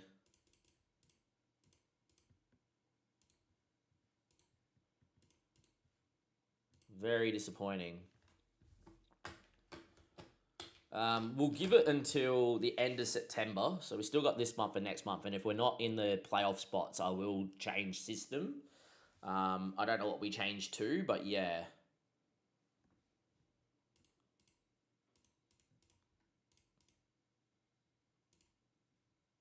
So yeah, you need to come out the shortlist. That is not good at all. You need to come out shortlist. When I wanted to buy him, he would have been a worldie for us, Aiden Patterson. Too many of these guys in the shortlist. When are those Australians coming through?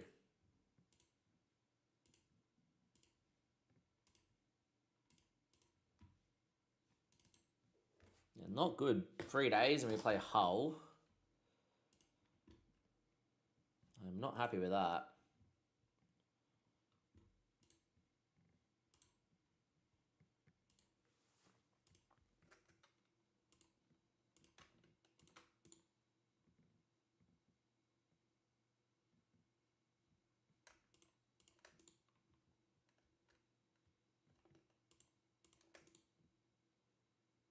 Why can't I rest?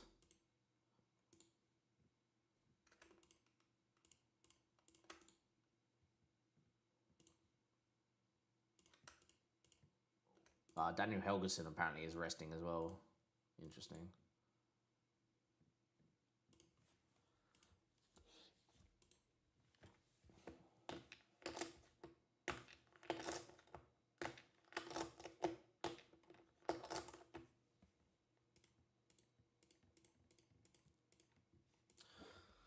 Instead of starting on attacking, I might go to positive here against Hull and just be a little bit more pragmatic and just try and keep the ball a little bit.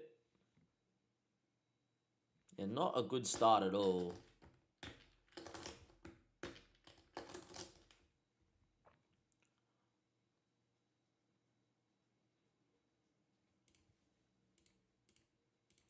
It's almost like the 4-2-3-1 in the latest patch got absolutely nerfed and that you dominate every game and can't win. Which is a little bit annoying if that's the case. I need to start thinking about like a 5 at the back system, but I don't really have the players to play 5 at the back.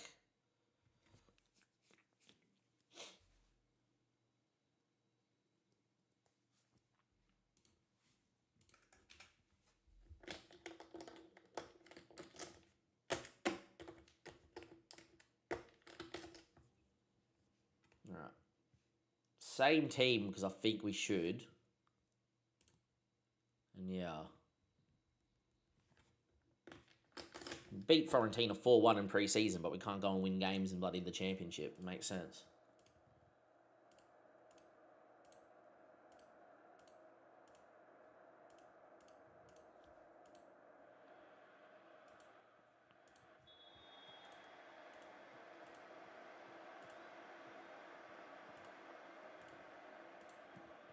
Going to move into positive early doors here against Hull. Well, I expect to dominate here against Hull, but I'm also going to be wary of them on the break. Go to positive. Positive apparently has been working for some people, but I have not had a good result with positive at all yet. I'm just going to move to it just to make them that little bit more defensively solid and hopefully still score goals. But yeah, not a good start to the stream at all. Glad that you're back, Berger. We rotated against Shrewsbury in the Cabaret Cup, who are in League 2. We lost 2-1, and then we are at home against Cardiff and lost 1-0 in a game we played very poorly in. I think the 4-2-3-1 might be patched, or might have the newest update has caused it to really be no good, because yeah, against Cardiff at home for a team that keeps a lot of possession. We only had 38% of the ball, and we conceded 93rd minute, so a bit annoying. Moved to positive here away from home, though, to kind of help us. I played on balance a lot in the beta with Liverpool, and it worked really well, which was quite nice. Struggling for the ball again.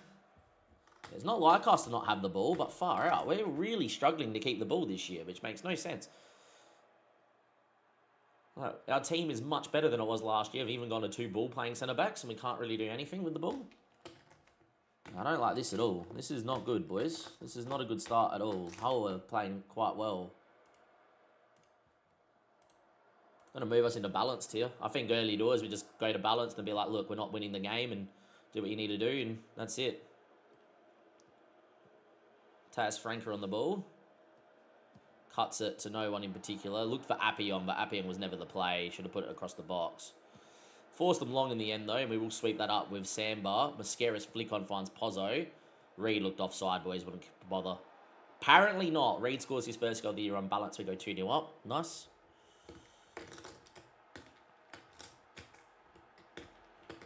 Yeah, Sandbar in a Mascara flick on into Pozzo. Still reckon Reed is offside. Very tight call, though.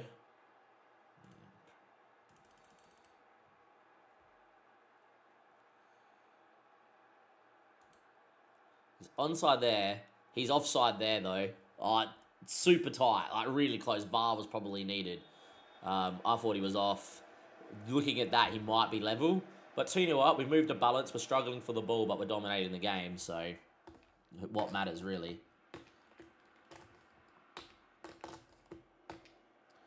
2-0. Looking good. Need a win. Doing brilliantly. Start the second half. After getting knocked out in the Cabaret Cup to a League 2 side, we have to go and get promoted now for me. Where this is, all right, you're not going to have any more games and whatever. You have to go out there and do what you need to do. I don't like this highlight still going, though. And Junior Krupi, good player. Goes short. I'm going to get a shooting opportunity. That's the ball.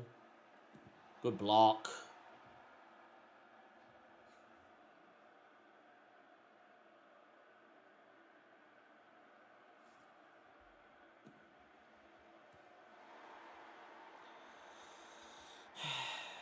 Yep. It's happening again. It's the same as last year, bro. It's the same as last year where no matter what we do, we just always concede. 0.1 XG. Beautiful. Beautiful. Same as last year. Same as last year. Man, I've never been FM so much on Football Manager, but every single game in the Championship in League 1 is basically an FMing if we lose. We just dominate and then don't do anything. Good ball to Matthias Franca. Was offside. I was going to say, the bloke literally scored a hat-trick against Fiorentina. The bloke is probably arguably one of the best players in the Championship. Can't score a goal, can't do anything in his first 3 league matches.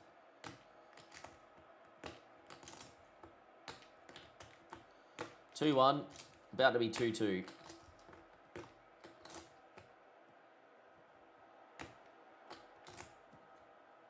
Ah, here it is. Far out, man. Back to positive. Play football. Get back on the ball. Start trying to create chances. We're not going to keep it to 2-1. This has not been good at all.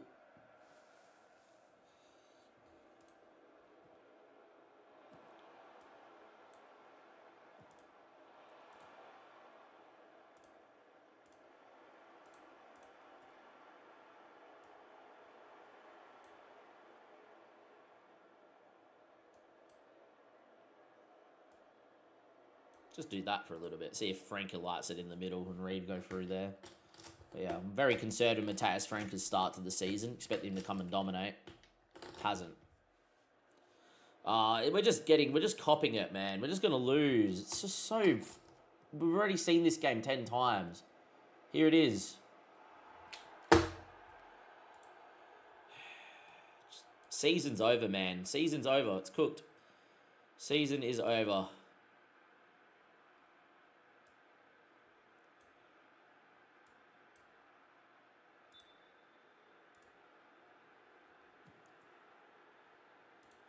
Oh, we missed the penalty. Jacob saved it.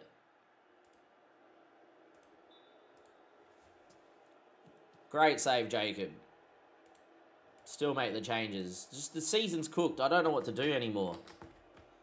Like, you can already tell 4 games in it's different than last year. Like, last year we dominated every single side. We got super unlucky. Negative 16 goal difference, negative 16 XG, 20 goal swing, you know, ridiculous stuff.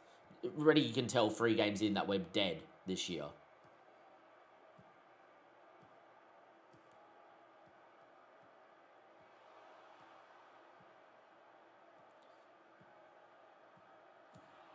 There it is. There it is. 2-2. We deserve to lose.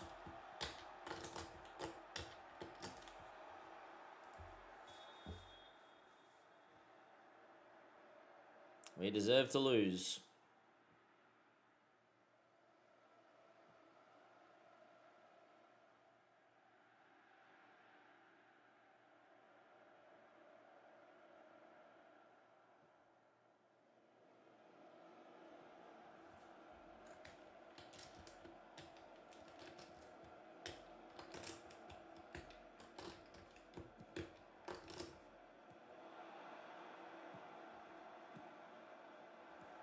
Why is my 6'6" centre back not in the box? By the way, I just saw that Nyberg, sorry, just was like outside the box. 6'6". Deserve to lose. We're not happy.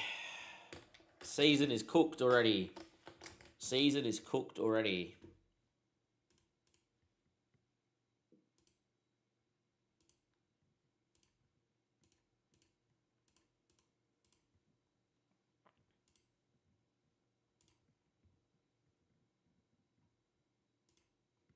Might try this. Got to play centre back. Move the 5 at the back.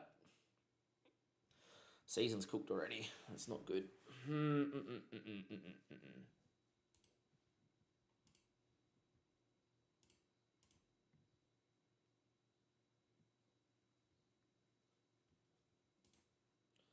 We'll play against Bolton. On attacking. Same thing we always do.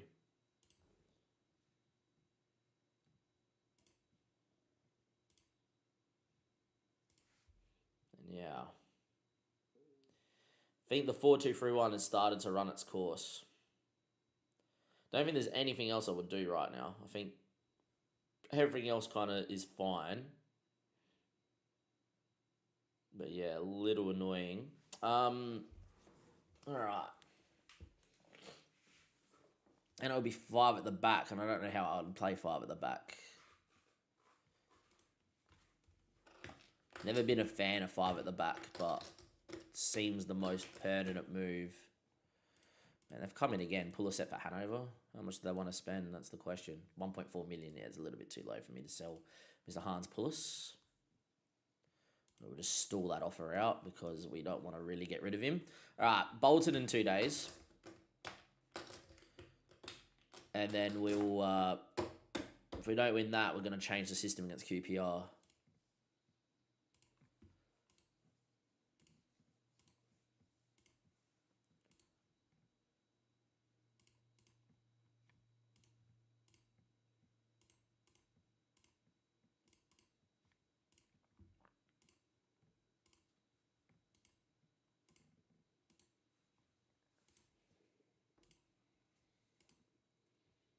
This guy's not bad. He can stay in the short list.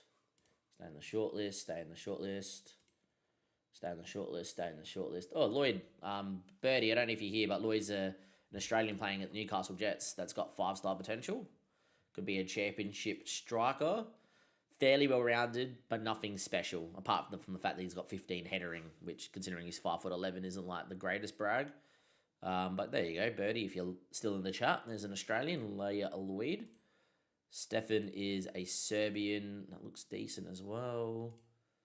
McCowan looks pretty good. Derry City, left back, sure. All right.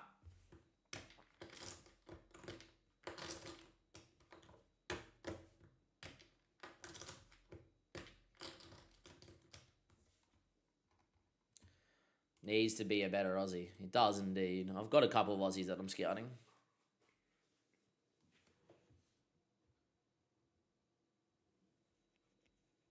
He would be.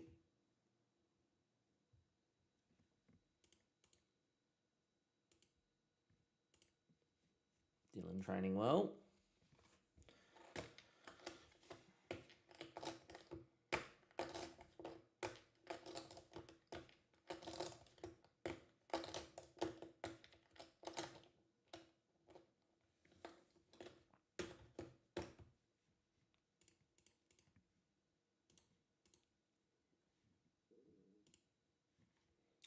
Dunwell are starting to develop, which is good to see.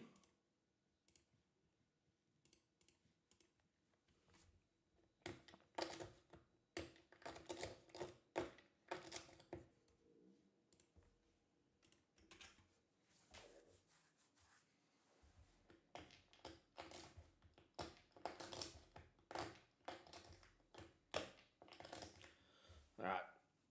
Last game with this system, if it does not win, we are going to be changing it. So anything I would change to this team right now? No. It's good enough to win games. It literally beat Fiorentina 4-1, which I did today before the stream started, whilst I was doing episode 33's editing. So, yeah.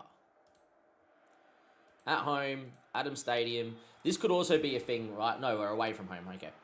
Is that we're not at York Road, which could be a factor. But yeah, it's really annoying. If we don't win this game here or play like... If we dominate Bolton and we draw like 1-1 or something, I'll probably give it the QPR game. But if we don't dominate this game, we're going to probably thing. Well done, Enzem. Red. Don't know why. Appiong. Mateus Franca needs to have a game. Good Mateus. And then loses out because that's what he does. Yep, makes sense. Best player, one of the best players in the league running down the line and then forgets the ball's there and then lets him have it. Oh, whatever. Game over already, man. Just so done with this. Why are we seeing this highlight for 1 minute and 6 seconds? It's because they score from the set piece. Shocker.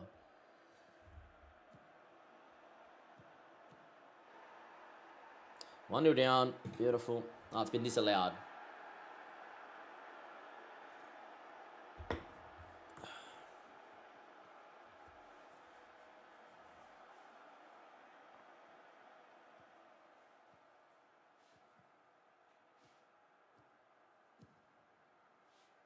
Good ball to Puzzo.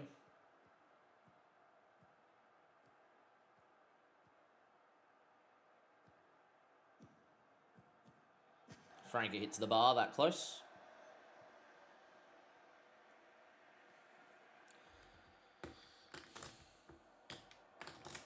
I just don't like how we're being out-possessed in every game so far. Makes no sense. We're a team that's very heavy on keeping possession.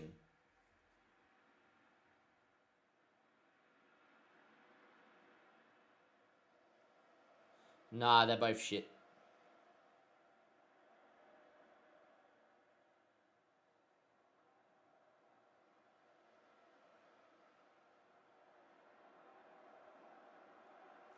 Again, one of those games where we've had 8 shots, 1 on target. So again, with nothing on target. Good to write home about. That's great.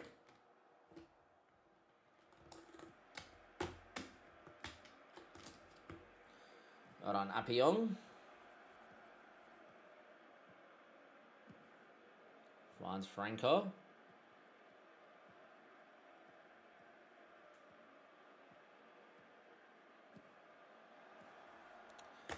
Mateus Franca might quickly become the worst signing of this season if he can't continue to put the ball in the back of the net. Dominating Bolton, but 0-0. Only 1 shot on target, which for a team that works the ball into the box, how are we only having 1 shot on target? I'd love to see a heat map of where the shots are being taken from, etc., but we don't have that. Can't know how the tactic's not working or whatever.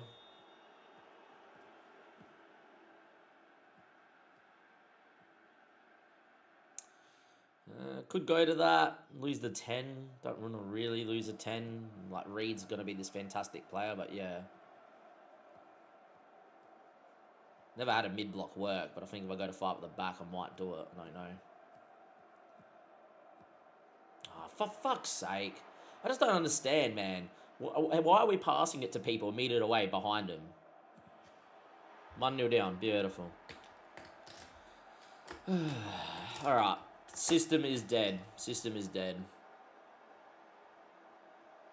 We'll give it the rest of the game, but system's dead. 3 shots 2 to 12 shots 1. It's the standard usual shit. Same as last year. Same as last year. Same as last year. Dominate games and do not score. Dominate games, do not score. Dominate games, do not score. We've even got new players with better finishing, with better technique, and better everything. We should be putting our output. Pre-season, we're scoring goals for fun. Puzzo beating people, scoring goals. You know, Reed getting in good areas, cutbacks, you name it. Mascara missing from 6 yards. So, like, I don't know what we do now. Now I think it's like we play a 5 at the back mid-block, make ourselves very hard to break down, go on the break, pray we score, and yeah.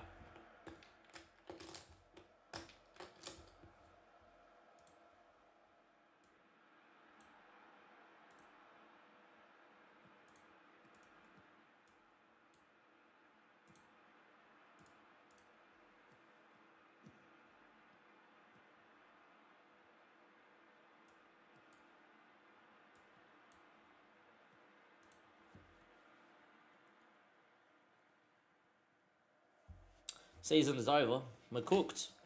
Going to be in a relegation fight. Beautiful. Should have went up last year as champions. Instead, losing a playoff final. And now we're going to be in a relegation battle. Beautiful. The swings and joys of championship football. Oh, look at this, man. 3 shots 2.29 to 16 shots 3. Happens every game. Every single game in this 4-2-3-1. Happens every game. All right, we got a new system to build.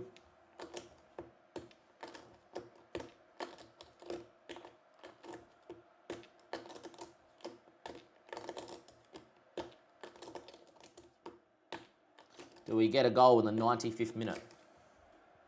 Answer's probably no. He's going to shoot. When what well do fullbacks just always fucking shoot? Can we please, for the love of God, stop getting people to shoot from stupid areas? I wish FM could patch this, man. Every highlight you get is your fullback goes and beats 2 people and goes, oh, I'm Ronaldo, I'm going to shoot now from an impossible angle. Instead, if they actually just, decide to actually beat a person and whip the ball across the box, it's a simple tap in. Another game we get FM'd in the 4-2-3-1 is dead.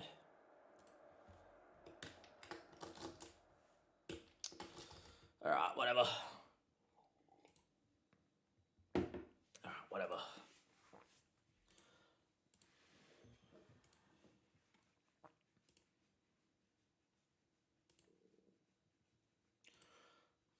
What system do we go to now? That is the question.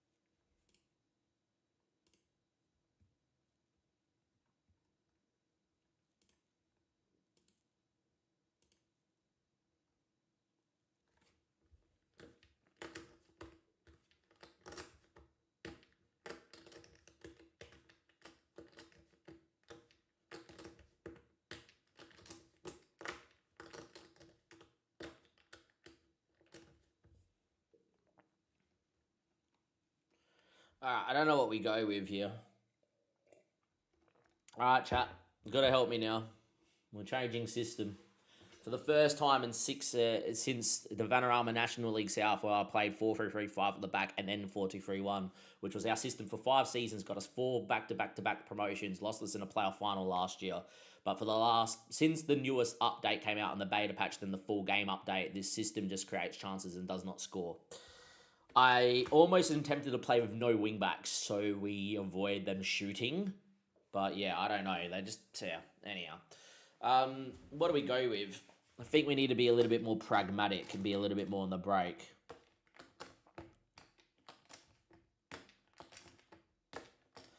I'm actually going to go with this fluid counter-attack system. Why not? Hey, you want us to play 4-2-1. Yeah, 3-4-3. I don't know how that really works, but sure. Just do that. We'll pick it ourselves. All right. Now we need to think about our best players, right? Our best players is... Like, if we just go to squad before we even look at picking anything. Our best players are who?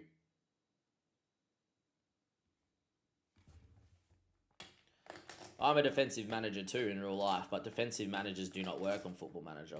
Like, if I was to play this in real life, I'd play 4-4-1-1 without the ball and 4-4-2 with the ball and play very direct and, like, mid-block, try not to concede, hit them on the break, make games 1-0, make them a dog scrap. But that never works in FM. You get screwed. All right, so Mato Puzzo's our best player and he's a winger. I can say, but I will describe this. Ryan, thank you for the follow. Where are you watching from? Ooh, what was this? It was really good. I don't understand, man. Back to back to back to back promotions, back to back to back titles. Get absolutely FM'd out of every game, second half of all the last season. Get FM to start the season. Just great. And we've got better players. So Puzzo's our best player. Helgeson's our best player. Frank is our best player. Fish, Appiong. All right. Could 2 up top work? It could. I don't know how we do it, but yeah, we could go 2 up top. The lower league save outside of England, I had a lot of fun with 1860 Munich over in Germany. Great to do a youth challenge with. Go top of Bayern. I think that's great. Deportivo La Coruña is really good. Over in Spain, we did them as well. They're fantastic. And then, yeah. So our best players is Mano Puzzo, Matthias Franca. Thing is, where do we play Mark Reed? What do we do with Mark Reed? Could play in the 10. I've got an idea. Paris 13, Atletico, great club. That was a good one. That was a great save of ours. I've got an idea.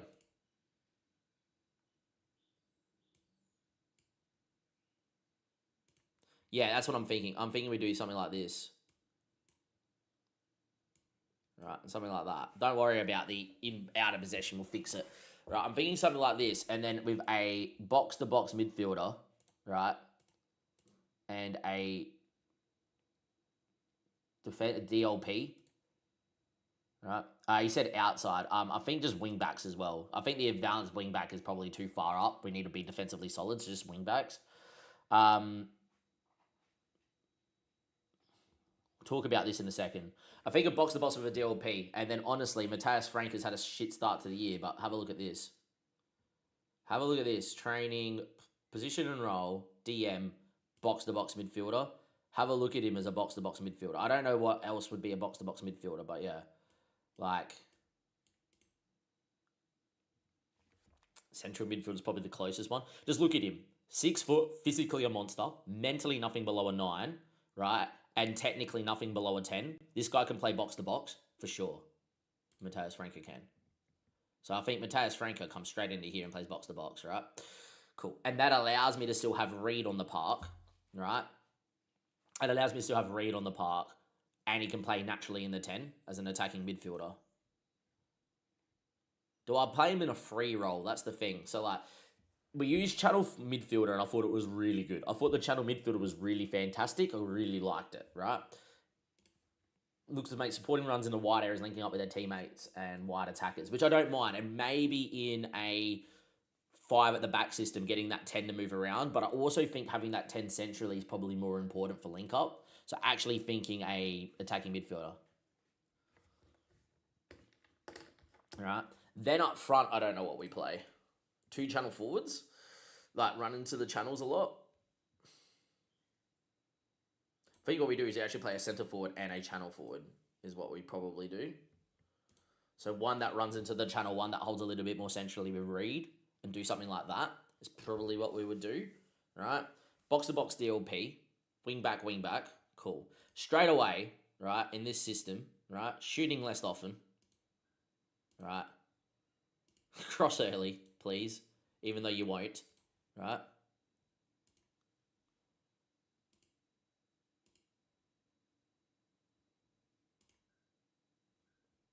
Cool. Do that. All right? Do that. I think that's fine. Cool. Now we need to think about players before we look at positions. Also, we need to look at centre backs, right? So, a wide centre back encouraged to provide width in possession, support their wide attacking teammates ahead, offering a recycling pass often from deep. So, what we could do is play 2 wide centre backs, or what we could do. By the way, with this, what do we do with Puzzo? Puzzo needs to play, and I don't know where you would put Puzzo. To be fair, I think you just train Puzzo to be the channel forward and just let him go. Like, look at him. He would be really good as a channel forward.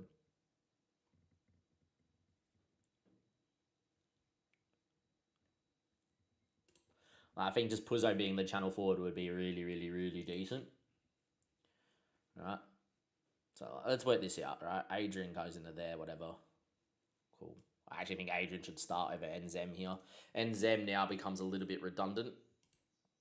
But Yeah. Like, Enzem's developing quite a lot, and, like, he can play pretty well in a lot of areas. Would you train Adrian maybe to be a centre back? He's 6'4", he's fairly well rounded. Like, Adrian could be a centre back and a half, actually. Maybe that's what you do. Put Adrian in that centre back. All right, now okay. So I'm happy with the centre forward and a channel forward with an attacking midfielder, keeping the central mid.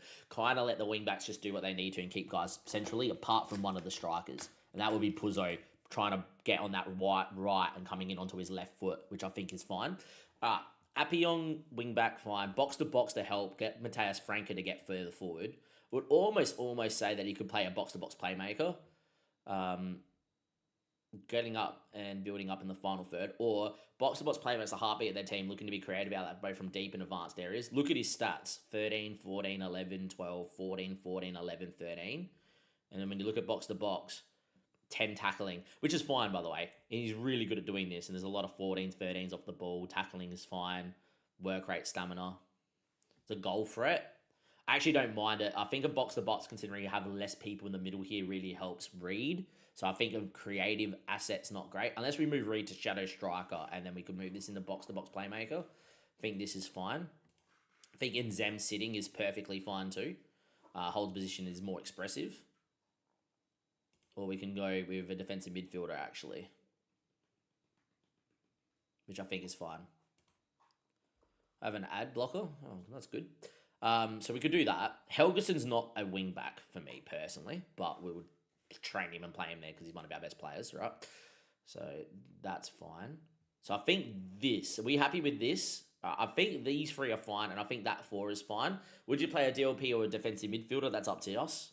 Now it's the wing back system, the fullback. So 2 trains of 4, right, is to have 2 wide centre backs that peel wider in possession to help us with the ball with a centre back, or we could go 2 centre backs, right? Like ball playing centre back, right? And then have Adrian go as an advanced centre back, is to provide protection to the team, being in a position where they can be ready to react attacking threats when the ball is turned over. So when Mateus Franca goes into box to box and moves further forward, Adrian steps into the middle line, and then we go back, which I think is not bad, which makes me think I want to play a halfback. Which makes me want to play almost a halfback and just like hold. Maybe not. Almost thinking that, right? Ever play Balloons Tower Defense? No, but it was a big game when everyone was in high school. My mate still plays it.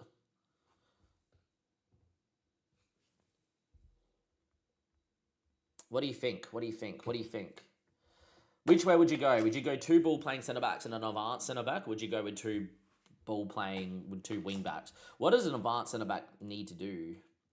Heading ability, marking, passing, tackling, anticipation, decisions, positioning, and technique. This guy's really good outside of heading ability, even though he's 6'4" for this role. It's pretty not bad.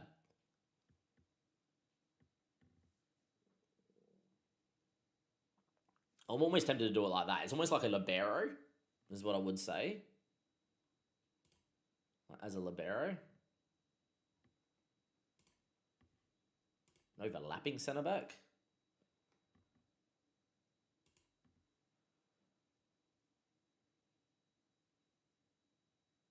Nah, don't think so. Lagging, all good. It's not me. I'm not lagging. Got no drops or anything like that, as you guys can see down the bottom there next to my face.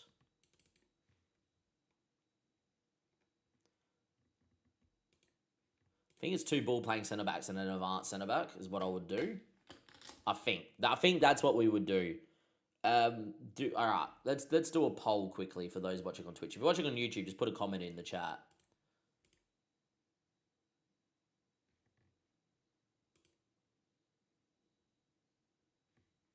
Might update the title here quickly as well.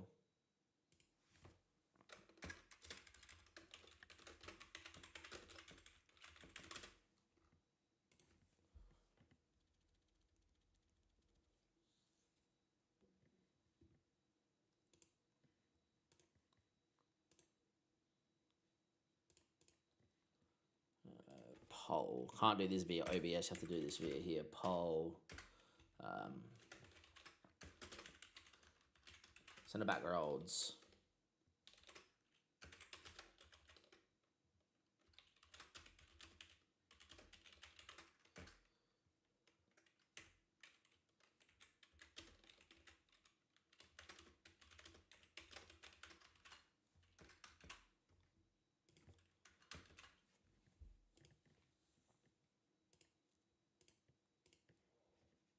I'm thinking the current setup, but I think the wide centre back option could be really good. All right, while you guys are looking at that, let me go into the out of possession system. Right.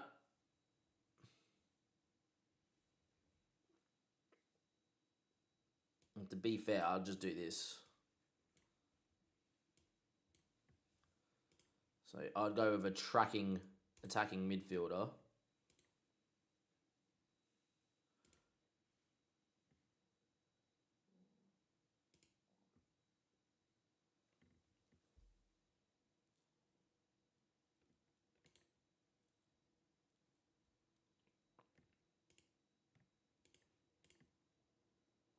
Just think 2 centre forwards is fine.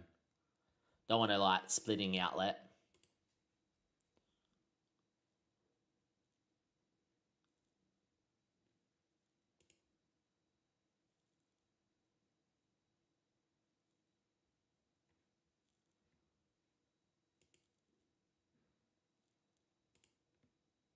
I don't know which one to use here. Don't know if I want to keep one high on the break, which considering we're playing on the break, I probably should. As a splitting outlet, the centre forward is asked to avoid tracking back to help out midfielders behind them, instead looking to hold a higher position more to be there. I'm guessing he splits here. He must... They've wrote the same thing. Let's go get it on Google then.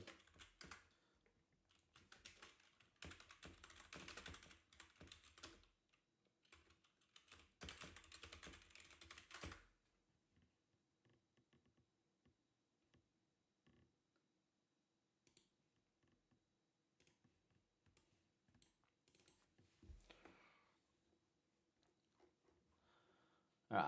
With an out of possession splitting centre forward is asked to avoid tracking back to help defenders in much. Instead, looking to hold a higher position more to be in a dangerous position for counters. As the opposition players, he look to drift out into the channels. This allows them to start counterattacks from wide, usually aim to exploit the spaces often not found in the central areas of the pitch. I love it. All right. This is going to be just a centre forward on this side. This is a Pozzo role. This is a Pozzo role for sure. So they split Sir.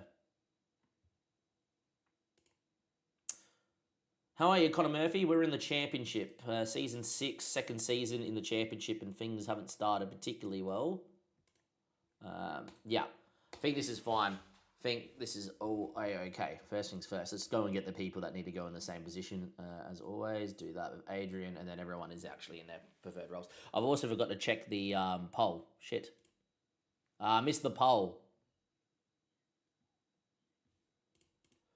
Problem. OBS doesn't tell you when the poll's finished. Boo. Sorry, boys. Rerun it again.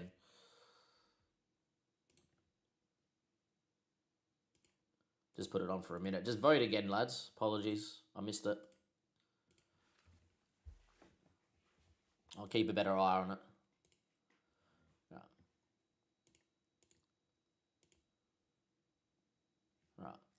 Out of position would have a tracking because I normally play with a tracking. I have that. I think 2 defensive midfielders is fine.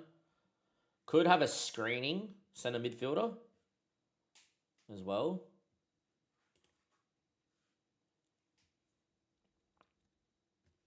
So screening in a DM, and I think Mateus would be the screener because he's very good. Wingbacks are fine. I don't think there's going to be anything like this, like pressing or anything. I just think wingbacks are okay. Out of possession, a wide centre back. Stepping out centre back, I don't think that's what you want.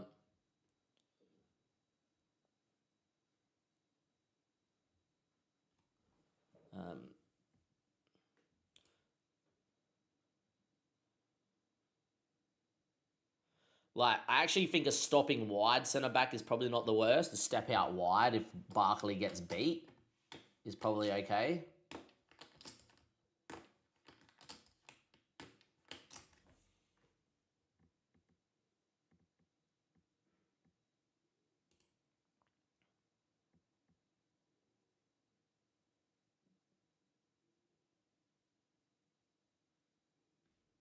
Might even go a stopping centre back on both sides.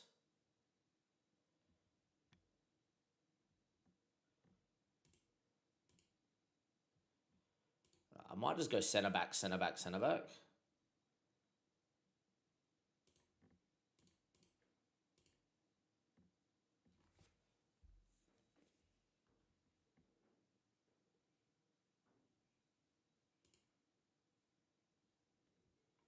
Might go actually a 2 covering centre backs actually. The current system just won.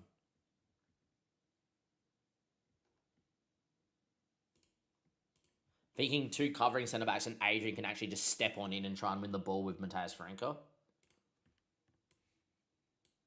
This is Berger's current tactic for those wondering. He's playing the 4-2-4 and then a 4-4-2 deep without the ball. Looks pretty solid. Nothing wrong with that.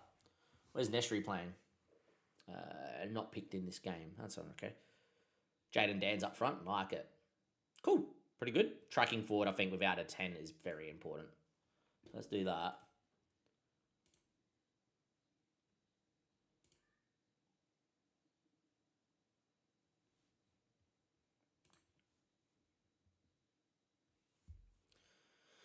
All right. I think this is okay without the ball. With the ball's fine. 2 covering centre backs, so they're going to drop off and cover while Adrian tries to get the ball, which I think is fine. We aren't going to be playing too big. We aren't going to be playing too deep with the line, so maybe we don't need to do that and just go to centre back and centre back maybe. And do that. I think that probably works better with a screening centre back. That's fine. That's fine. That's fine. In possession, that's okay. I think this is fine. And then combined, we look exactly the same. All right, let's go to team instructions here. Let's have a look. So as it stands, we're looking like that, which keeps us a back four, which is fine. This is fine. That's fine. Cool. All right. Barkley's fine shooting cross from deep. I don't want to tell him to stay wide or anything like that because they'll naturally stay wide. Don't think there's anything that I want to do here either.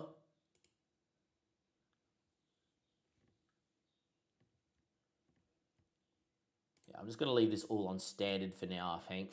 For now. Moves in the channels, which I think is fine.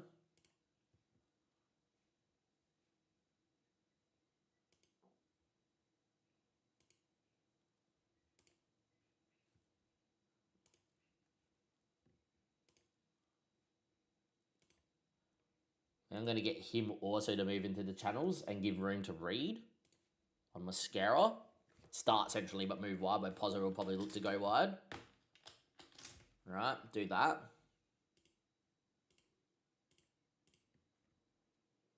Cool. Let's look at instructions. All instructions. Shorter passing, I'm going to go to standard, I think. I think we're going to go on the break a little bit quicker at a much higher tempo, though. Standard time wasting, counter attack, width, I think is fine. Keep the ball in play. I'm actually going to tell us to play for set pieces in this system. Build up strategy. I think because of the overloads that we have, we should actually look to play through the press. Might actually put us on shorter passing. Goal kicks, I'm going to go short into centre back still, because I think we need to. Supporting runs, I think we want to look on the overlap on both flanks. And what that means is that both wing backs will be able to get going and off they go. I think that's fine. And in terms of playing through, I'm not going to select anything. I think that's what I would do. Courage dribbling, I think that's fine. Passing into space, I think that's fine. Progress is fine. In terms of patience, I'm going to leave it on standard for now. I'm going to discourage long shots because they happen too often. And in terms of crossing, Mascara's tall but Pozzo's small. I might just leave it on balanced and we'll see how it goes. All right, out of possession. They want to play a mid-block and a lower line. I think we do that, standard and standard. We would counter-press, though. Just play a mid-block, counter-press, trigger more often, get stuck in. Don't really care about that. Goalkeeper distribution, no. And I would go with that. No goalkeeper distribution, let them play, and then we go on the break. That's kind of what I think I would do. Is that what you would go with, team? What would you do here in possession? I'll give it a minute. What would you change on in possession here? So we got shorter at a much higher tempo, which I think is fine.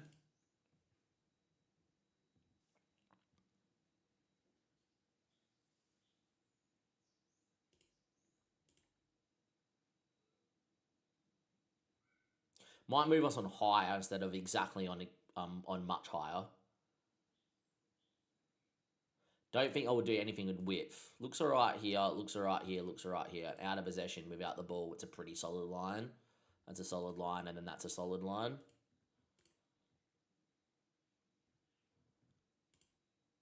I haven't really had too much success ever on FM with a lower tempo. Oh, actually, when you're a dominating side, a lower tempo works well. Is there anything you would change here? I think shorter, standard time wasting. Like if we're going to play this little system, standard time wasting, I think is fine. Just time waste when appropriate, and we can just go to time wasting if needed and never if we're not. I think playing through the press when you've got like 2 defensive midfielders, 3 centre backs, and a 10, you should play through the press. Play football, play a bit more shorter. Do we want to have the overlapping runs, or do we just turn them on nothing, on balanced? I think we might go to balanced. Because I think if we just look for the overlapping runs, it's going to force the ball into the wing backs and they're going to just keep shooting. So I think that's fine. All right, back to that. Encourage dribbling. We've got good dribblers. Pass the ball into the space. I think that's fine. Patience on balance for now. I really did like work into the box. I don't think hitting early crosses is the right thing to do because we could hit early crosses. Mascara's tall and Pozzo is quite quick to get by his man, so we could hit early crosses. Try and get the ball behind that back 4.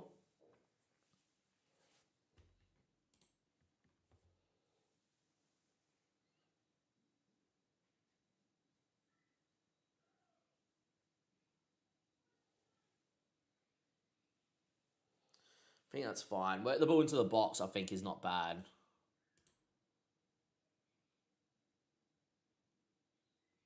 Let's put it on standard for now. We'll make a decision in-game. Get stuck in. And then out of possession, we've got all this, which is fine. Mid-block standard, more often counter-press, get stuck in, balanced. Pressing trap out of position. What do we think of that? I think if we're going to play in this manner, we don't play on the distribution of the keeper. And I think we just go a standard mid-block and a standard defensive line.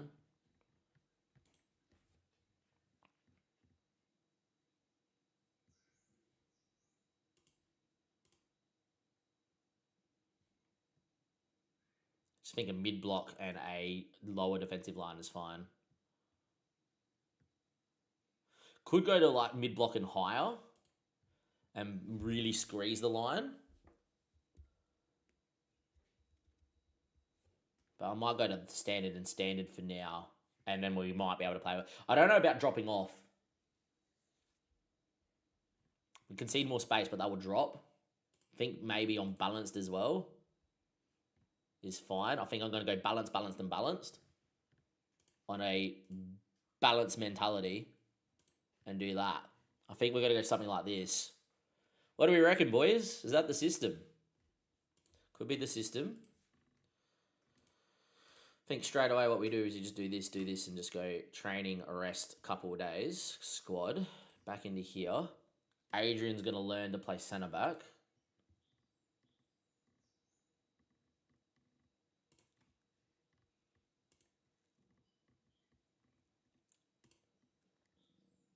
And I'm going to get training position, Mateus Franco to be box to box. I'm already doing it.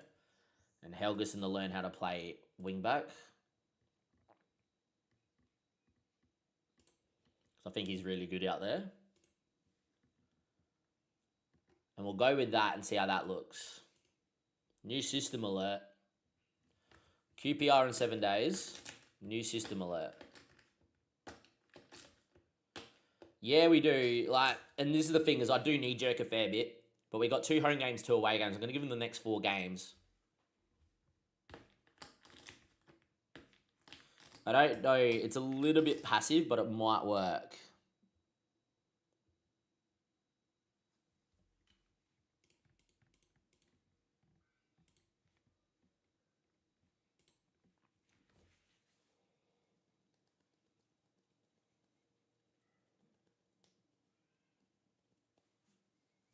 See how we go here.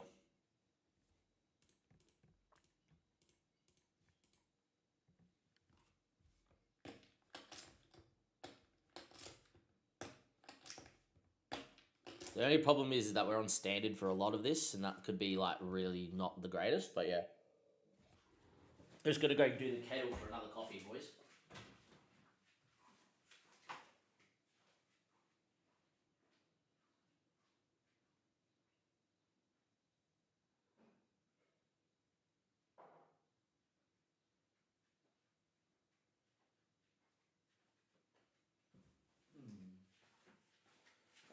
continue on. This guy from Cameroon looks pretty decent. Not bad. This Iraq guy, probably not getting into my shortlist anymore.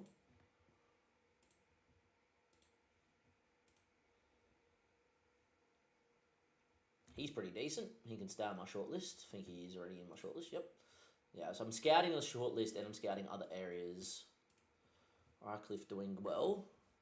Be interesting to see how this works, lads. Be interesting to see how this works.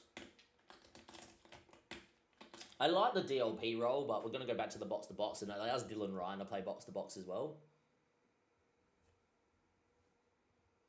Yeah, like, that's what I'm going to miss, is having wingers do that, but I'm getting that from the wing-backs. My wing-backs are really good. Like, Appion's quick and is naturally a winger, and Helgeson's pretty decent at it. He's not the greatest, but he's okay. Apparently Pullis linked with Preston. It will allow me to play Pullis at some point as well, which is good. Oh, the Australians, here we go. Birdie, here we go. So this guy is playing at Boredom FK. I'll just leave him on the screen, my kettle's boiled.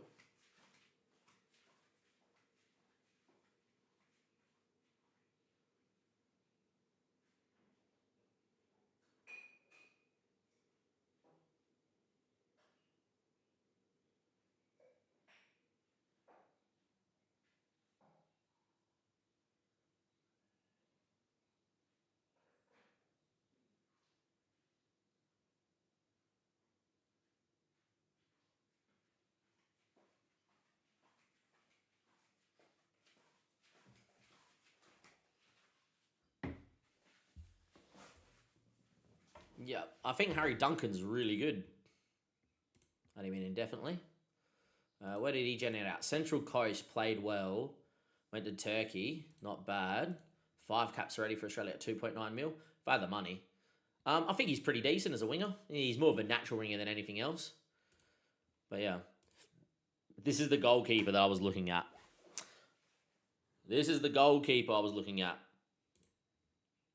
Yeah, I want him. If I lose Jacob in this window...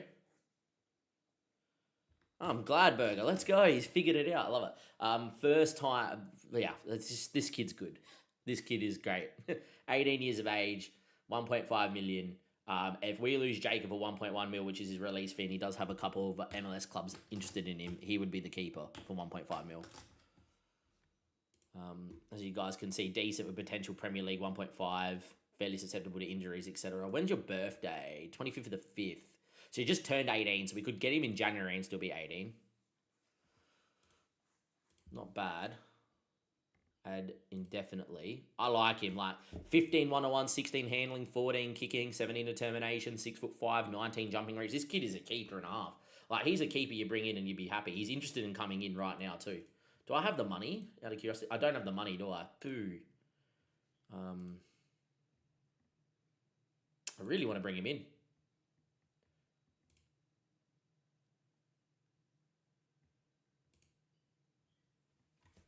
I really want to bring him in. I think he's such a good keeper. He's fantastic. As you can see, he's a typical Australian that's really good at football. He's Serbian, Bosnian, Australian. I hope he declares for Australia, but I think this guy's going to be that good. He's going to declare for Serbia. Should have gemmed out at Adelaide at White City, but he didn't. He gemmed out at Perth Glory, and it's Perth Glory's best player. Jesus.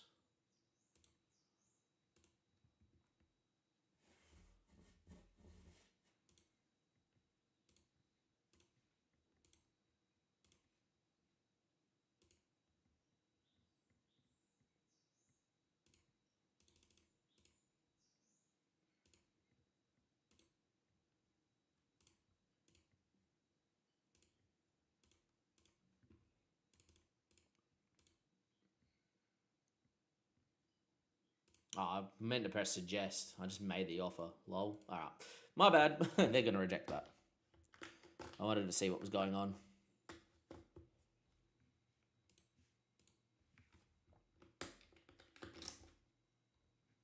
Monaco in for Helgeson, not happening, especially with us now starting the season poorly. If we started the season well, I would think about it. He would fund the other keeper, but we also have no guarantee that we would actually get the transfer budget because we should have 20 million, and I would have just got that guy in for 1.5 million, and I would have said, Jacob, look, I like you, but yeah, they rejected the bid. I feel like they're going to reject it no matter what, which is a bit annoying.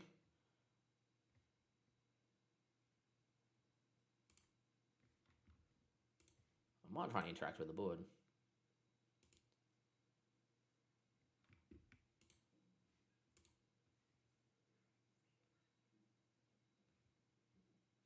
Oh, the board have tried to negotiate the deal for me. Okay, I've never done that before on FM. I wonder if the board come back and actually just do what they need to do. Nazem's injured. He always gets injured. Bruised ankle 1 to 2 days. Should be fine.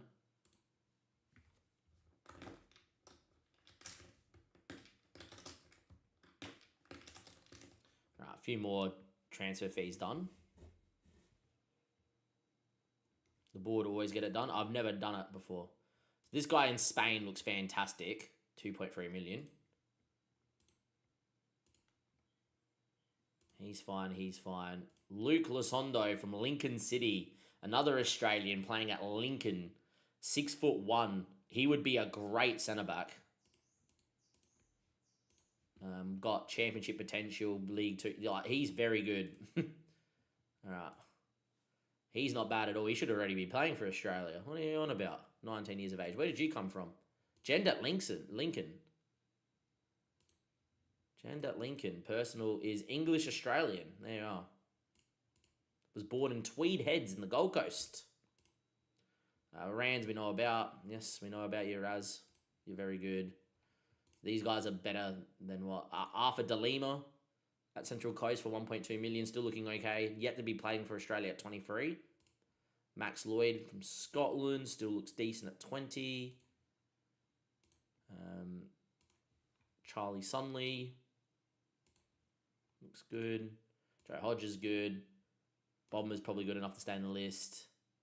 Barakalia, I'm going to get out of the list. He's already out of the list. Beautiful. Because I know that he's gone. This guy from the USA Academy at centre-back at 20 years of age is not bad. Bello looks pretty decent. Adrian Bello, Nigerian. Tactical view done.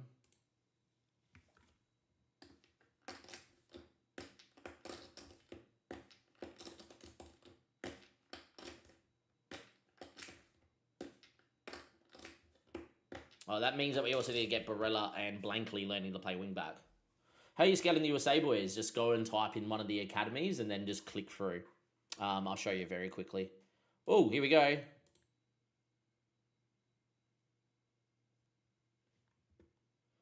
All right, they have got full-time contract, avoiding thing. They want 3.2k a wage, 25% promotion, relegation, 1 year optional, 1 year by the club, 14.5 million release fee. Look, if he comes in and I buy him for 1.5 and then he gets a release fee, then so be it. What a signing. We've signed our first Australian in the save. He's not even an Australian. Yeah, well, he is, but he isn't. He's got to declare for Croatia or whatever. Or Serbia, I think. Serbia or Bosnia he would declare for. But yeah. Let's just go and use Nyberg as an example because Andy Nyberg is one of the guys that I have. By the way, very good centre-back, starting to develop. I quite like Nyberg. I could, to be fair, he's kind of Australian. Well, he's Australian. He gemmed out at Perth Glory playing in the A-League. He's born in Australia. Just he has heritage and he probably declares elsewhere. We could just play this kid, by the way, which wouldn't be bad. As an advanced centre-back, he's not there yet. But as a centre-back and out of position as a centre-back, he ain't bad. We could play him if we're playing him. 3 at the back, it means he's going to play more minutes, and I'm pretty happy with that for Andy Nyberg. But yeah, I think he's very good. Andy is what I'm trying to get at, and we should be playing him a lot more than what we are. Barella needs to go and train and position and role is wing back. And the way that I did at Berg is you just click on the galaxy, right? And you got these players here, and then you just click through, right? And as you can see, I've kind of scouted everyone already here. And yeah, you see what I mean. This guy's fantastic, by the way. I just can't afford him in terms of wage. But yeah, he's very good at 19. Chinese, American, and Canadian. Canadian Chinese, born in the USA, or based in the USA. But yeah, 16 determination, 15 finishing, fairly well rounded, just lacks a little bit in physicals. But I think he could be really good if he developed his pace. Anyhow, but that's what you do. You just do that, which is all well and good. All right, we got first game in the new system, boys. First game in the new system.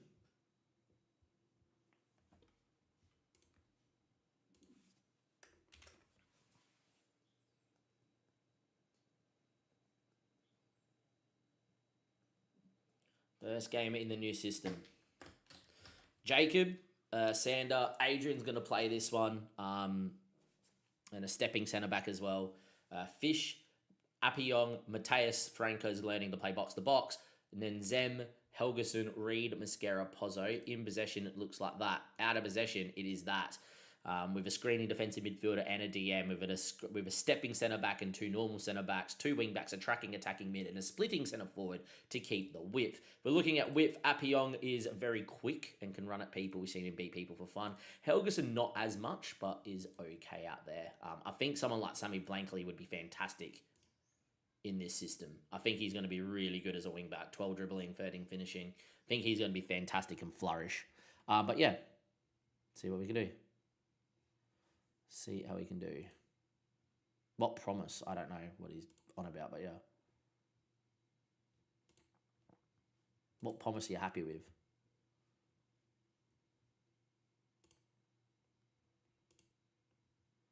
Oh my God. I just want to read what it says. Oh, now it reads here. Apparently Joel Philbert's a team leader. Yeah, I forgot about that. Anyhow, let's go. See what we can do. New system, huh? New system things.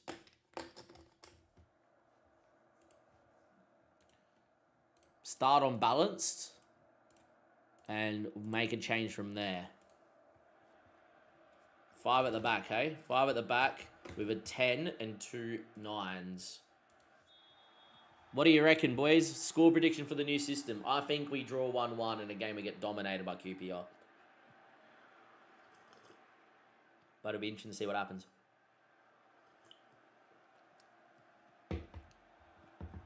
Ball, a little bit of lag, which is not a thing. Did you load the USA up? I've got the USA loaded. A little bit of lag, apologies. I don't know why it's lagging so much for this highlight. And Jacob pulls off a great save. What's with the lag all of a sudden there, game? Very odd. Alright, Sandbar. Loses out. Do we win the ball, maybe? Don't mind our shape, to be fair. Reed does well. Mascara, good ball. Pozzo, now go. Beat your man. Not far. Pozzo hits the post. Frank is in the box. There's a box-to-box. Down he goes. Apparently goal kick. What the hell's going on with the graphics? That's very odd.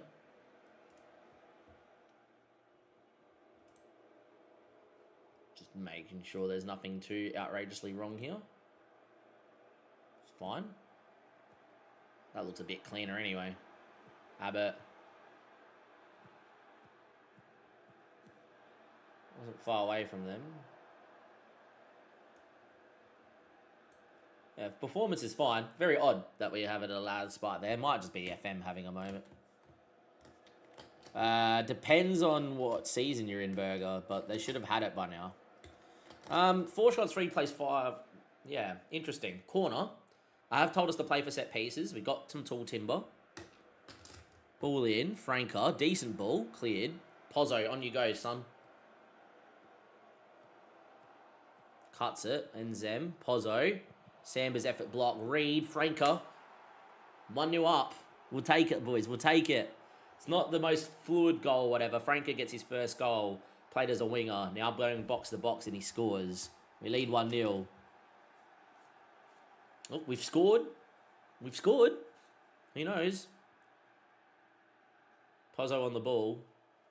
Cuts it to Enzem. Back to Pozzo. Samber's effort's blocked. Hits another player and you're nothing about it. Reed lays it into his path.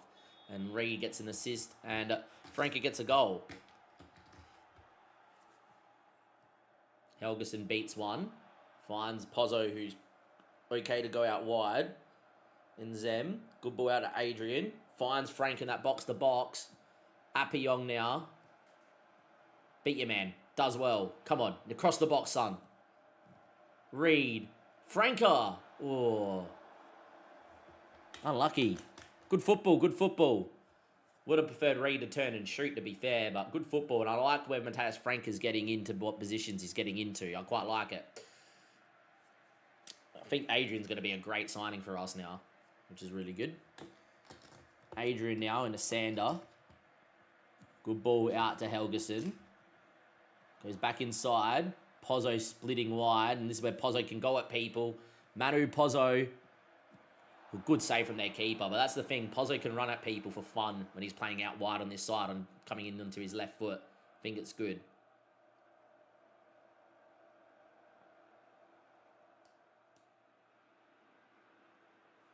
Looking all right here, boys. Looking all right. We've been a little bit open at the back, but we're looking okay. Matthias Franca goes short. Reed ain't got to get on that. We should win that. A little bit lucky if we do. Need to look at set pieces around the box as well. Remind me to look at set pieces because I don't like that being short. Oh, could have fallen anyway. Again, Appy on the shot then instead of just crossing it across the box, which is a bit annoying, but yeah.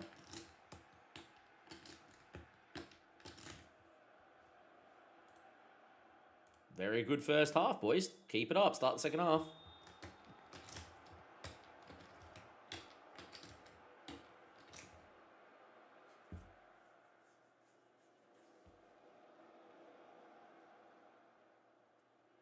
Highlight Adrian. I like where Adrian's getting into. Look at this. Look at this shape. Look at this shape. Look at the 4. I like that. Because Adrian can now get on the ball and dictate the game. I like it a lot. Matthias Franca. Good ball to Appiong. Cross the ball, my boy. Doesn't cross it. Now he's going to shoot. Oh, no, he does cross it. Helgeson. Oh, classic Reebok t-shirt. Helgeson scoring. An Icelandic lad scoring in a classic Reebok t-shirt. It's beautiful. Great football. Look at this goal. Appiong. Ball across the box. He finds Helgeson.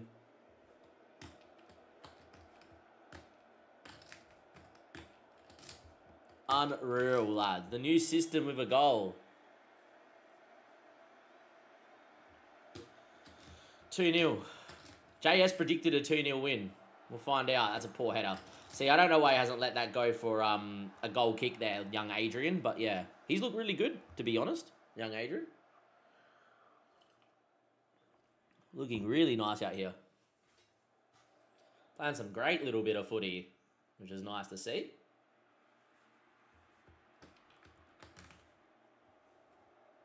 Right, so I'm going to make a couple of changes.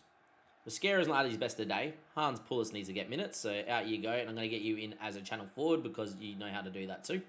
Right, I'm also going to get young Nyberg in. I think he's played very well. We're going to get Fish, though, off. He's already on a 7. And I think we're 2-0 up. I'm going to get Helgeson off for Barella. And I'm going to get Sammy Blakely off for Appiong because they're both learning that role. And we'll leave one change up our sleeve just in case. Off we go.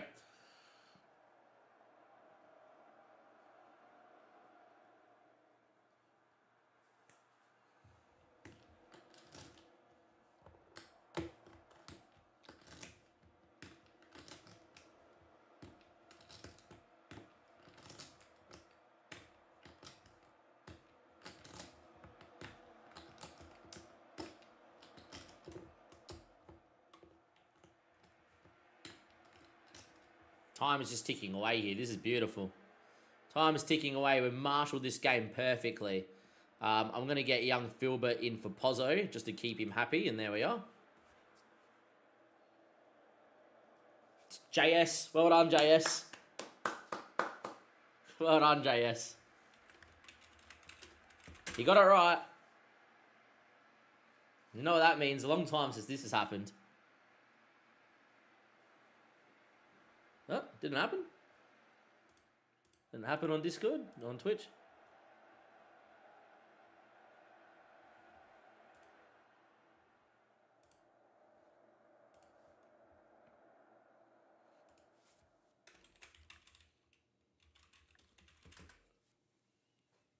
Maybe it's whatever. Damn.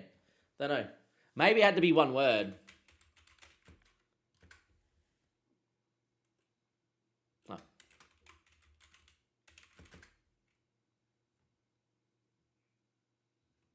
Don't know. Anyhow. We won 2-0. 2-0, we won. Beautiful. And save the game. Let's welcome back in YouTube.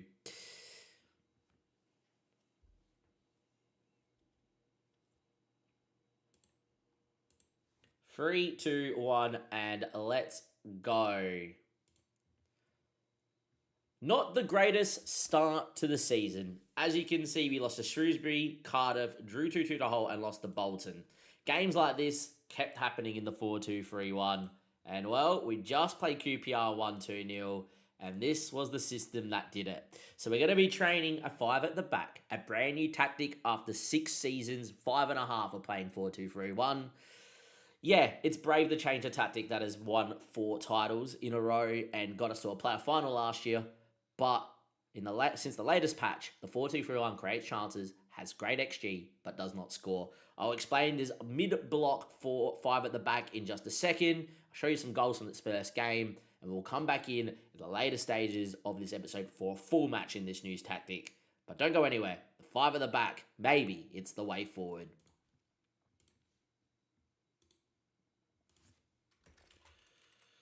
35 part 1. 3, 2, 1, and let's go. Welcome back to another episode on the YouTube channel. It is, of course, Damo, Maidenhead, and Park to Prem. We look to take Maidenhead from the Vanarama National South all the way to the Premier League and beyond. With that being said, you guys know, if you watch this save, that we underperformed massively last year and the year before. And to start the season, we underperformed a little bit as well. As you can see, we're currently in 13th, should be 4th, -2 on goals already, 1+, +1 on XGA, -2 on points. Already starting to smell like last year. After getting FM'd multiple times, Shrewsbury away in the EFL Cup against Bolton, as just mentioned there, we lost 1-0 in the last embers of the game. We made a change. And, well, the change was fantastic. Let me explain the tactic very quickly. But I will preface this. We've played only one game and we won, but it looked fantastic. All I would say is moving forward, we're going to play a few more games and see if it does work or not. But we're experimenting with a new tactic. In terms of the system, it is a fluid counter-attacker system on the balanced mentality to let players just do what they like and off they go. In terms of combined, looks like that. In terms of in possession, got a 5 at the back, no player roles, no player in opposition instructions, etc. So if you want the tactic, go and listen right now. Goalkeeper, 2 ball-playing centre-backs, and an advanced centre-back is your back 3 and goalkeeper for this system. I might look at a sweeper keeper at some stage. We are looking at maybe bringing someone in, which might be part of this episode. But yeah, 2 wing-backs, a box-to-box and a defensive midfielder, an attacking midfielder, and then a channel forward with a centre forward, getting the channel forward being if he's left-footed on the right-hand side, or if you're someone that's right-footed and you want him to be coming wide and coming in, really getting Pozzo to get out on that wide side and coming inside. That's kind of what we're looking at. In terms of out of possession, we are going goalkeeper. We're going 2 centre-backs and a stopping centre-back. Because this player's already in the midfield, I'm kind of trying to get him to come in and try and anticipate to win the ball before they get there.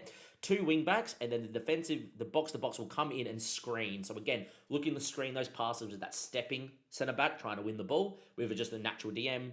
A tracking attacking mid, because I think it's the best out of position role for the 10. And I've actually got a splitting centre forward. It doesn't say it here, but if you Google it, it means that they look to stay wide in build-up. And we saw it in the first game. Pozzo was the one getting on the ball, the out ball, and looking to run at people. It was great, and then just a normal centre forward. So hopefully I wasn't too quick. You can pause and look at it as well.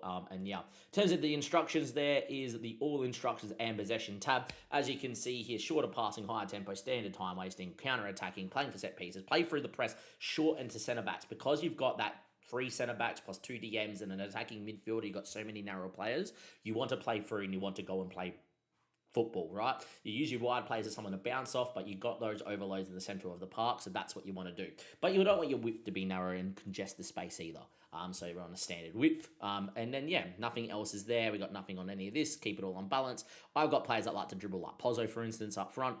So encourage dribbling when possible. Plus, my wing backs aren't that bad. In terms of out of possession, if we go to out of possession here very quickly, mid-block, standard, press more often, but not on the highest. Counter press because you are looking to counter, get stuck in. Balanced. Do not distribute on the goalkeeper. Most important line of engagement and defensive line is something that you do not want to go and mess around with and leave it deep. And then, yeah, the other one that comes up is that you're on a mid-block and you're not telling you the one that says about stepping centre back, stepping up or stepping back. Keep that on balance too. And then that's really, really good. But that's what the system looked like, which was great. And now what we're going to do is go into the couple goals that we scored. And there's one, our second goal, the advanced centre back could be a really good role in a 5 at the back system this year on FM.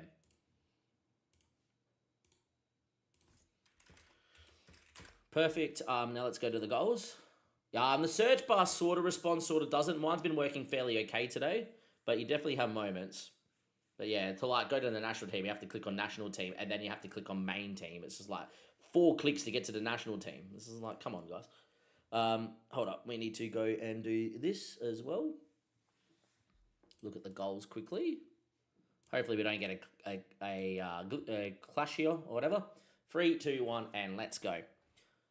So this was the game we just played in the 5 at the back against QPR. As you can see, we gave QPR a lot of chances, but they weren't clear cut. And unlike what we're doing in the 4-2-3-1, which was dominating possession, shots, everything, great XG, but not scoring, the balance system just created chances that were just better and clear cut. If you have a look at our stats here, as you can see, everyone kind of had a good game, etc. And yeah, we look pretty damn good. The goals, though, were okay. The first goal was from a set piece, so it doesn't really matter. But the second goal is the goal I want to show you. Because the build-up in the second goal, we get goals like this, fantastic. And hopefully the game doesn't crash doing this, because it has crashed previously, generating the match report, and we do get there. And it's just so annoying when this comes up, which is annoying. Yeah, good on you, Football Manager. Good on you. This is great. Don't hit leave match, or cause it to crash, so you just got to watch this out now, which is fine. I might just go and... sim forward the 10 minutes, sim forward again, and there's the goal. And then we'll try this again. If this doesn't work, it'll be very annoying. But yeah, we'll see how we go. All right, continue. We did crash it. All right, I'll be right back.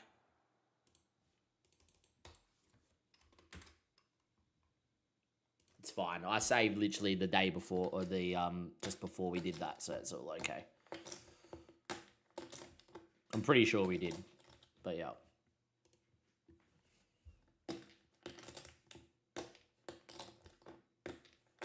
Always good. Don't worry, Walty, you're not missing out on anything, mate. Not missing out on anything, as you just saw. Nice crash. Yeah, sometimes this works and sometimes it doesn't. Not fun.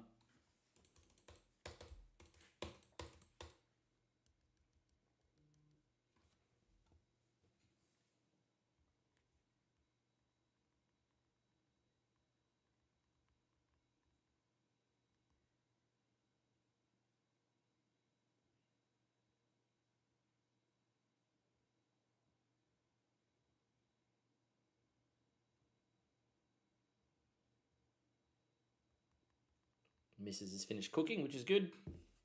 Hopefully we haven't, we didn't remember to save. I'm pretty sure I remember to save. Game time was the 31st of August. I'm pretty sure we saved multiple times. We'll tell by the last 11 we picked. Yeah, that looks right. Yeah, 2-0. All right. 3, 2, 1, let's go.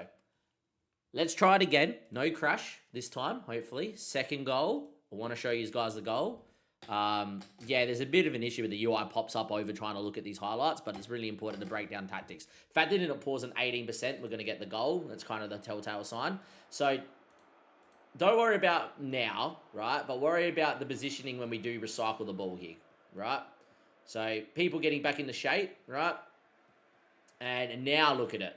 This is what I want to bring back. You got the advanced centre back. Now they're coming back into the positions.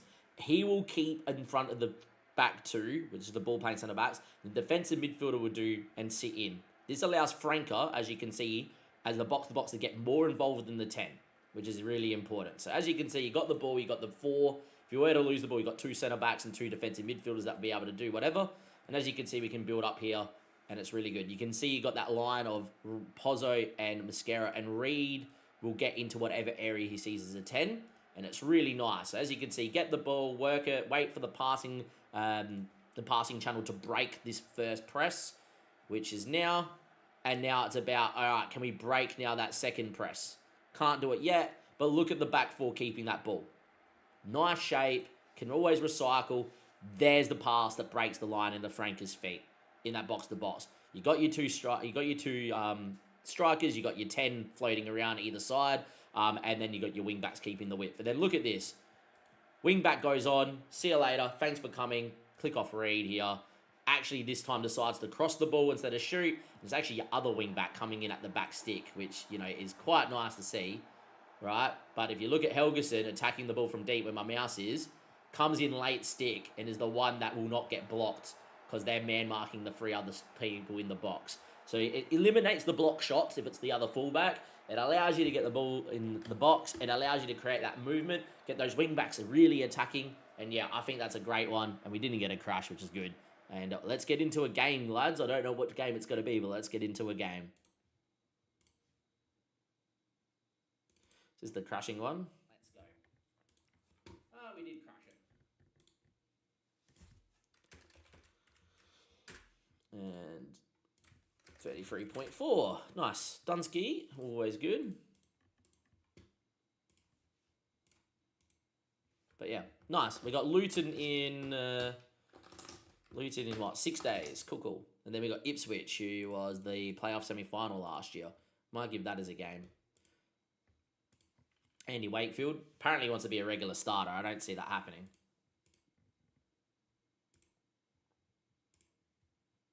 Nope.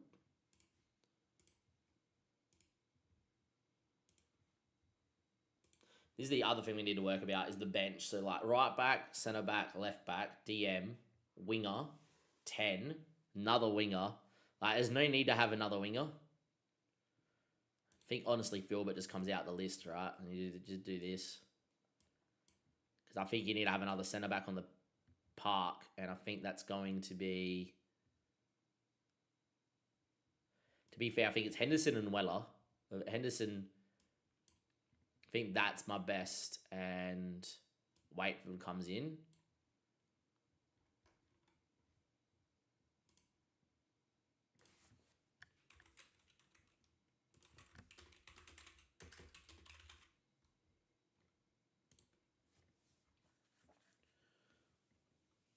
So that's 5 at the back.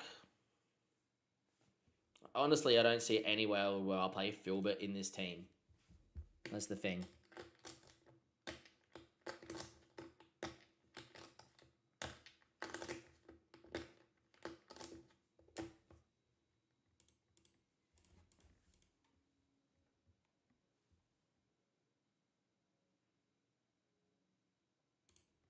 I'm going to leave it for now. I'm going to let him play League 2 at the means for a bit, play well, and then I'll apply for the work permit a bit later. Let him spend the year in France.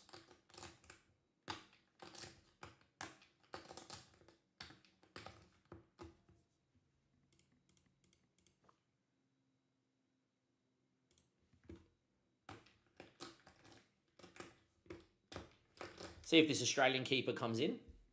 And then I'm going to loan out the other one. And then, yeah. I loan out Bell.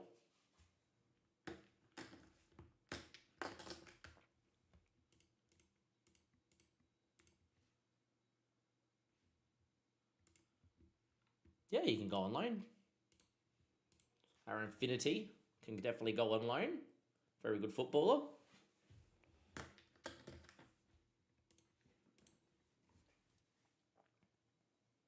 All right, here we go.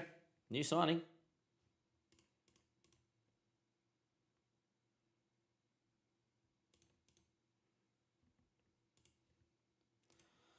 Three, two, one, and let's go. A new signing and one that the board did. I actually asked the board and they went out and did it. We have got Hanan Halaovic, the Australian Serbian Bosnian goalkeeper from Perth Glory. Lovely to sign an Australian. Was based in Australia, was born in Newby of Serbia. Can also be declared for Serbia or Bosnia or Herzegovina or Australia. I hope he declares for Australia personally. But look at this as a goalkeeper. 16 handling, 14 kicking, 15 one-on-ones, 15 aerial reach, 17 determination, 19 jumping reach, 6'5", and is only 18 years of age. Has a 14.5 mil release fee. We're going to be looking to go and get that right up. I think I found my goalkeeper for the foreseeable future of this save. As you can see, already my best goalkeeper coming in as a decent championship player, and there's definitely nowhere where he's not a great Premier League goalkeeper. This is a no-brainer. I absolutely love it. I think he's fantastic, and I just think that this was a no-brainer here on deadline day to get the board to get this guy in. The main reason that we did this was I wanted to sign an Australian, and he's technically an Aussie. He's got an Aussie citizenship, which is great. And secondly, is that Jacob has had interest. It's just fallen off interest, but he has had interest, which is whatever. He's probably not going to be happy to be the backup goalkeeper. Nope. He might be happy to be first choice goalkeeper. Cool. And I'm just going to see if he's happy to be a cup goalkeeper. No. All right. All good. We're going to change that because he's not going to be playing as many minutes. But yeah, Jacob did have interest and only had a 1.1 mil release fee. So new goalkeeper alert. I absolutely love it. In he comes. He's going to be a fantastic little keeper for sure. Already better than what we want. I'm probably going to go to a ball playing keeper because he's very good at it. As you can see, he's very good at that. And then out of possession, I think he should be a sweeper keeper and just come off his line. He's very good. So, yeah, he can come in and do exactly what he wants. And, yeah, Halilovic, fantastic. What a keeper, 6'5". He's a big boy. He's our new number one. And I absolutely love it. Yep, he's good.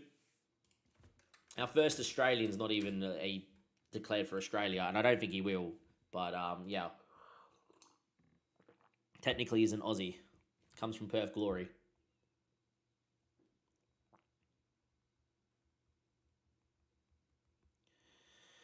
What a signing that is. All right, what we need to do now is loan Bell out because Bell cannot afford to sit here, to be fair.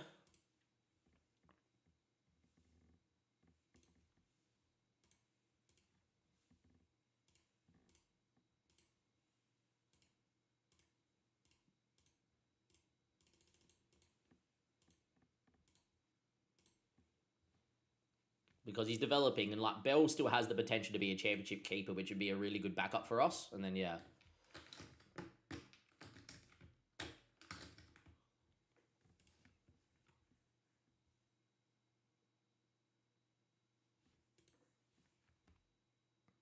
But good old deadline day, see if Bell gets a bid.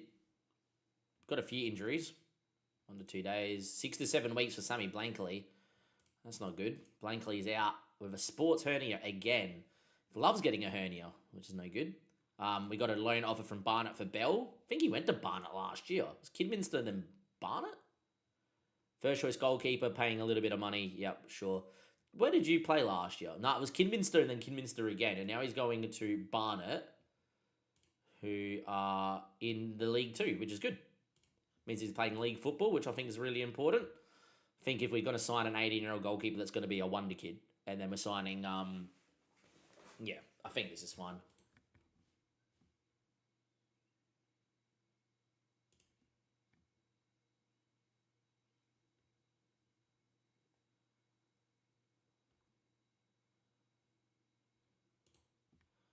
Yeah, there's a weird question saying that we're selling him, but we're not. We're just getting our goalkeeper to go and go out on loan, our young one. Yeah, but Bell's going to go out on loan here. Did you see that player? I did not. Sorry, Berg. I was too busy trying to get this done. Oh, yeah. I've played against him, I reckon, already in this save. I reckon he's playing in England in my save. But yeah, looking fantastic, huh? That's a bowler. Get him in. Georgian International.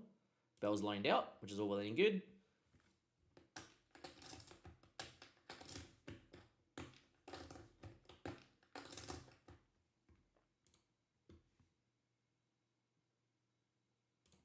Panic buy.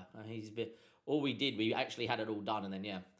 How are you, True Teller? Good to see you, mate. Good to see you. You'll be happy, mate. You'll be happy we did this. We played one game, and there you are. You'll be happy, Mr. True Teller over on YouTube. You'll be happy indeed. There you are. That is the new team at the moment. I'm gonna make Weller available here for the squad. Under 21s for 90 as well.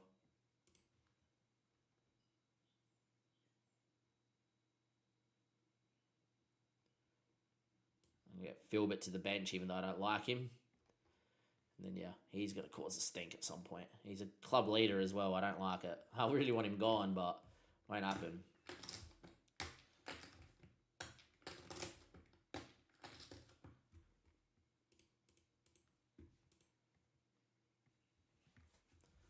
Fantastic. Well, there we go, boys. New system, 5 at the back.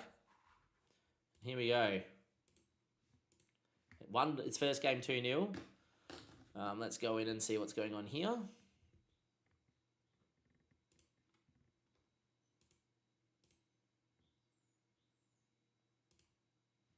just going to get Halovic, sorry. Hanan Halovic. Going to come in.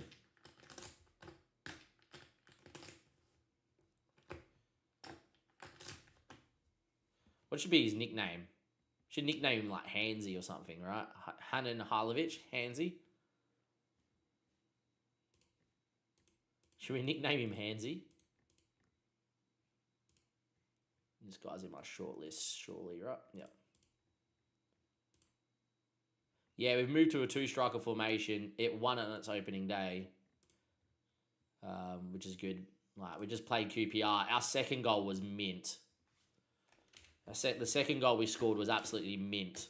The advanced centre-back getting his part as the 2 with the defensive midfielder looked really good. So, yeah. And then we signed this guy on deadline day, coming from Perth Glory. Australian, Bosnian, Serbian. He's probably going to declare for Serbia. But yeah, picked him up. Got my board to sign him, so it didn't come out my wage, out of my thing. Probably means we're over on wage budget, right? Oh, by a bee's whisker, which means they'll be happy. Which is good. Even though we should have 20 mil to spend. But yeah, yeah, I think he's going to be fantastic, is Hanan Halovic. What should be his nickname? We should give him a nickname being an Aussie. Hanan Halovic. All that comes to mind is Hansy. Like, he's handsy. Tiny. 6'5". Tiny's in goal. How's it going, Tiny? You alright? It's typical Aussie humour to call someone that's super huge Tiny.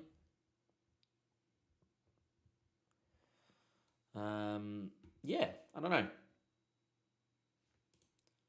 16 dribbling, free first touch. Yep, gotta love those players. Can't apparently touch the ball, but can dribble. Make them make sense. Yeah, no shit. Man. Try and get a couple more games in before my missus comes down and we'll be off. Offers made for Maidenhead United's Taybone. That doesn't bother me. Walk away from that. Taybone can go.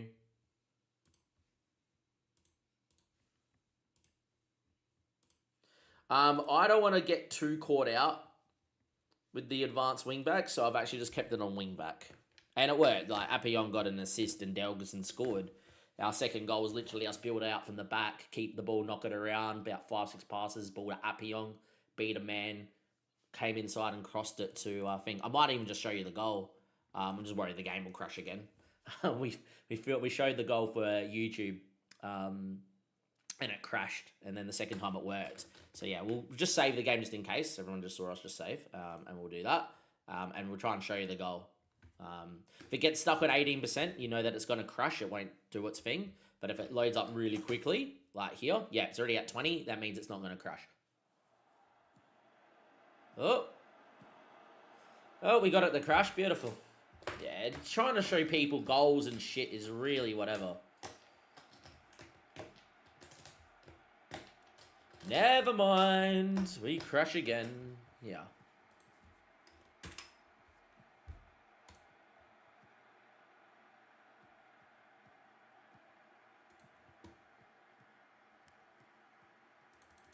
Hello. that crash that I can't even stop it.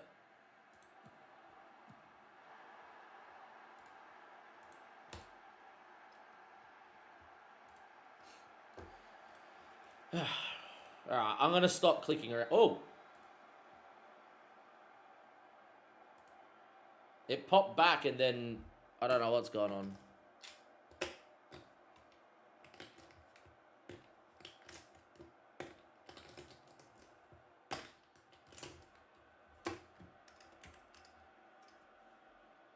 Nah, she needs to close.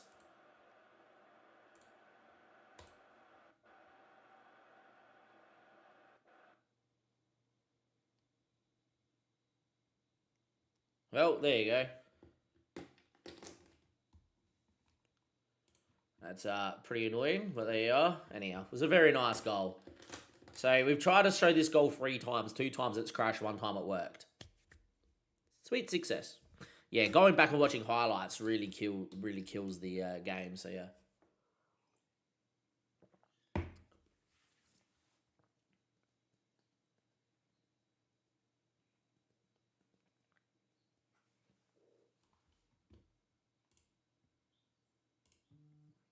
Anyhow, here's what it is.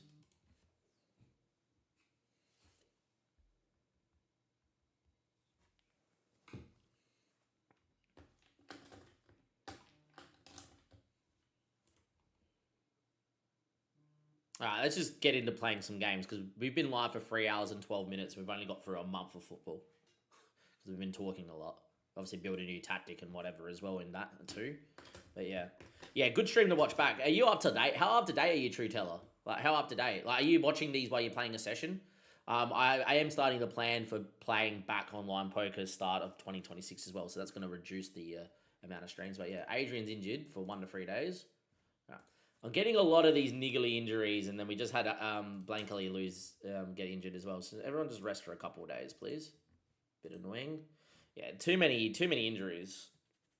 Still.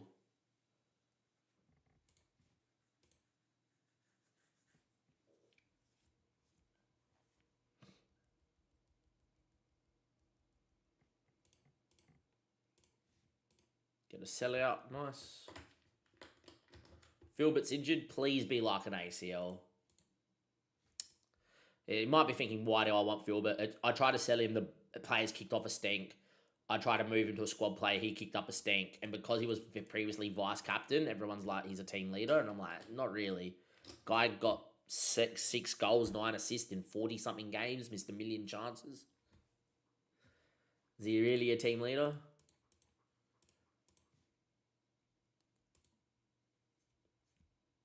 All right, at home, we just won 2-0. Can we go and win another one? That's the question here in this 5 at the back system. All right, everyone seems fine to play, which is good. And yeah, let's go and see what we can do here. No one else that I want on the bench? No, I did try to get rid of Adebayo, but no one wanted him. Yeah, he's pretty... Yeah, he's refusing to leave him because he was an ex thing. Then yeah, he's pretty whatever. All right, our goalkeeper needs a number. Look, 23 I can't give him. 25 I can't give him. 19 isn't the keeper number.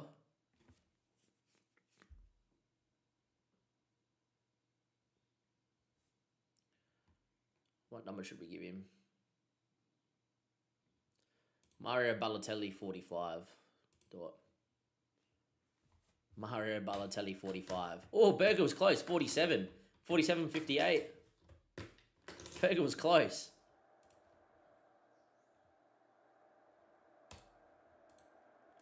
All right, 5 at the back, second game. Let's see how it goes. Unbalanced. Playing against Luton, who aren't like great. But yeah. Yeah, 1-12-25 for me. Is usually my goalkeeper numbers, but they're all taken.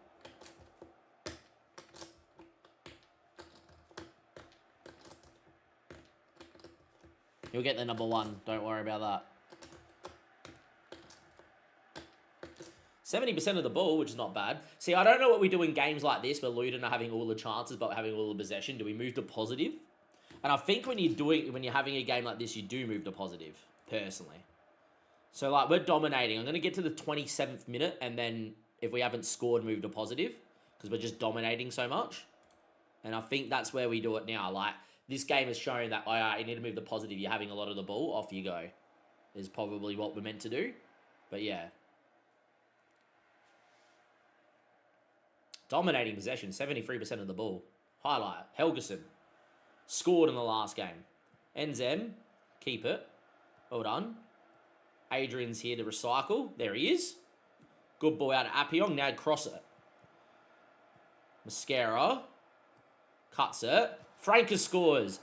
Look, couldn't score a goal as a winger, and then 2 games as a box-to-box. He has 2 goals. What a strike from Mateus Franca. 2 goals in 6 games. What a goal. 1-0.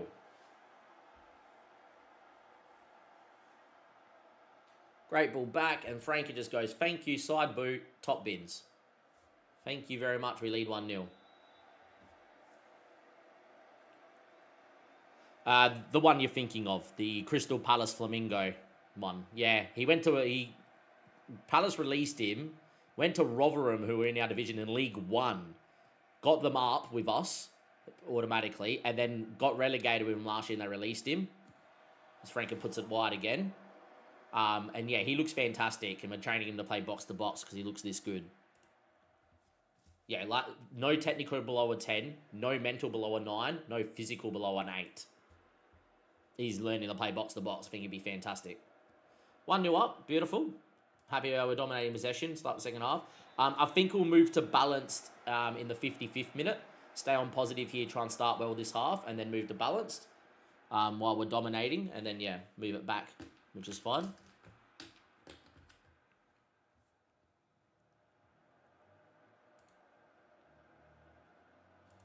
Moving to balance after this highlight, Appiong on the ball.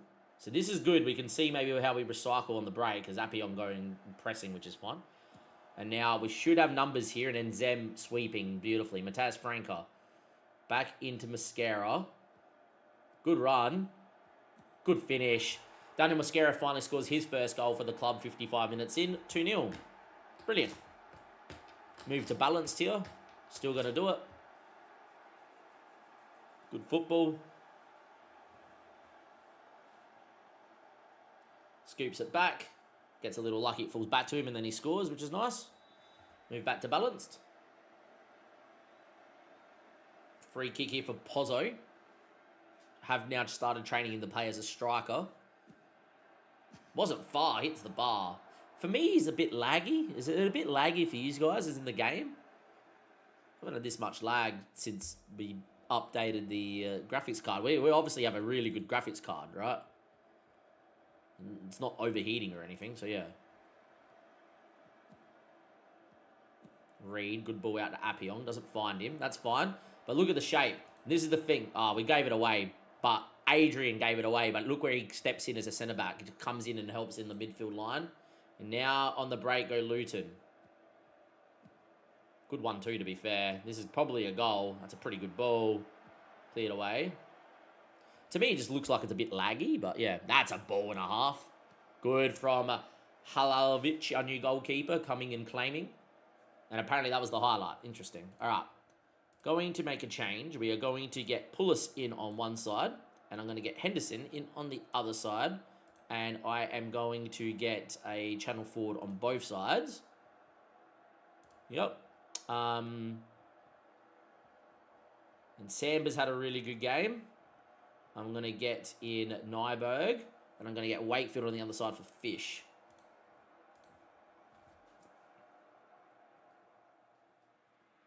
Does make our back three a little bit weaker, but we should still be okay here.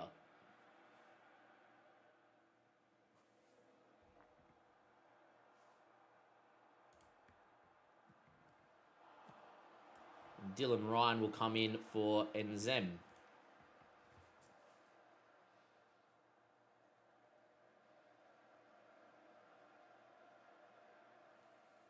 Yeah, they look really good at saves.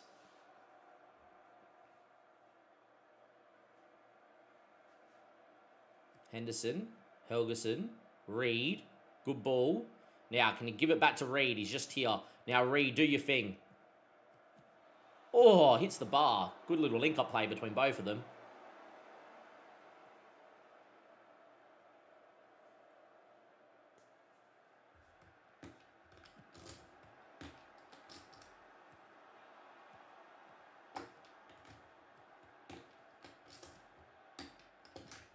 That's a great ball. It's offside. Don't like that Harlovic came for that and got nowhere near it, but I think it's because it was an offside highlight.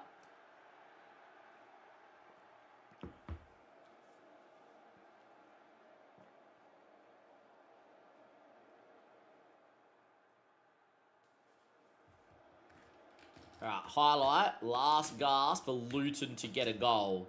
Would love to keep back-to-back clean sheets. Wow.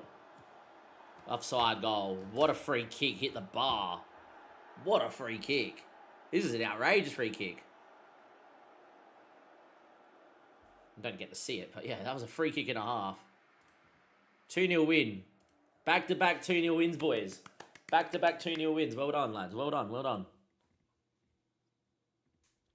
Back-to-back 2-0 wins. Okay. 7.5 for Bell in a 2-0 loss. We win. Harlovic makes debut. Let's just save the game here. Yeah, send him through Burger. We'll obviously have a look. It's a nice win. Very nicely done, boys.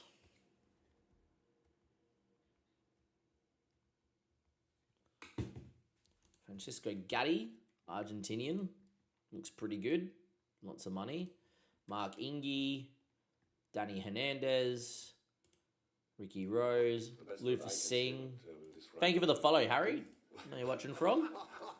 Ooh, what was this? It was really good. Got that loading up for you here quickly, Burger. Obviously, Nkone is not coming in now, but yeah, Tarbo and Ops to stay. They generally do. Let's bring him up here. Caden Lamaofi. I think he's decent striker. 6 foot. Good determination. Great pace at 6 foot. Jesus. Right, okay. So he's naturally a very quick boy with 12 finishing. He needs to work on some mentals. I'll be working him on final third or anticipation. Final third. Decisions and composure at the early age of 17. The rest will take care of himself and just give him minutes. I think he's great. I think he's really good. Train him to beat that offside trap, though, which is what I would be doing. Got West Brom away in 3 days. I will rotate here against West Brom, and then we'll play... who's meant to do better, West Brom or Swansea?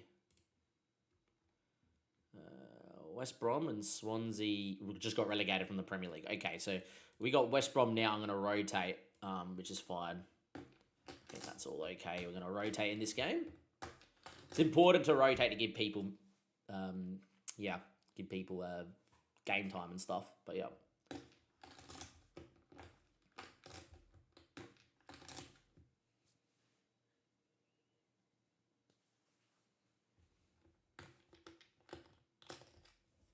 Yeah, look, he's quick enough to play out wide. Just beat a peep and off you go. Another game here. We play West Brom today, away. I am going to rotate for this game. I am going to rotate. Mostly rotate at least anyhow. But yeah, we will rotate. Save the game and rotate.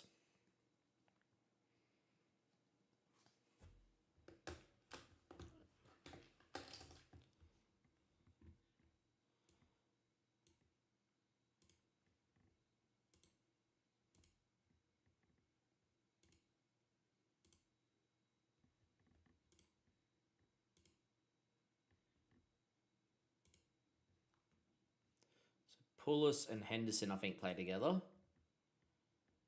Barella on one side. It would be Sammy Blankley, so I'm going to put him out there, but he isn't obviously going to play.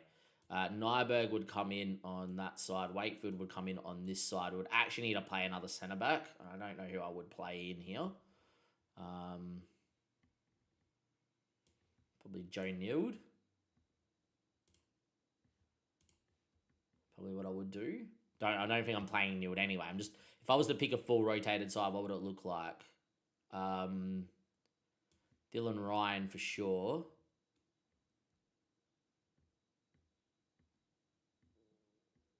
Finn Welch for sure. And then it would be... Who would play DM? Who's the backup DM? Probably actually be Otabeo and do that. That's probably what I would play. Is like, and then obviously Jacob would be in goal, right? That's my full rotated team. Jacob, Nyberg, Otabeo, Wakefield, Barella, Neild, Ryan. Blankley's learning, but now he's injured. Welch, Pullis, and Henderson. So I think that would be what I would say is manage, save, rotation 5 at back. Right, is what it would be. Now let's go and pick what I would actually pick for today's game. So obviously we have the injury. So Appiong is here and would do that. Ryan will play. Neild will come out, and I think we go to Adrian and play them two together. I think that's fine. I think Welch is fine, Pullis is fine, Henderson's fine for a game. Wakefield is good to play. Otabeo and Nyberg. I think what we do is get this off and we go and get Samba in. Or maybe Fish in.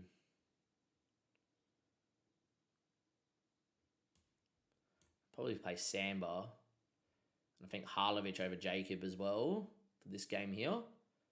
Go to something like that. Frank is in really good form, so it sucks to not play Franco. In fact, I reckon we just do this. Nah, we don't. That's fine.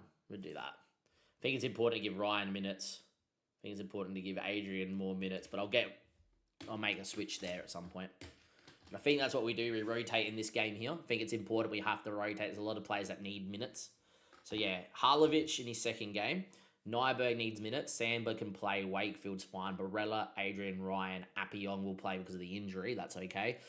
With Finn Welch, Henderson, and Pullis.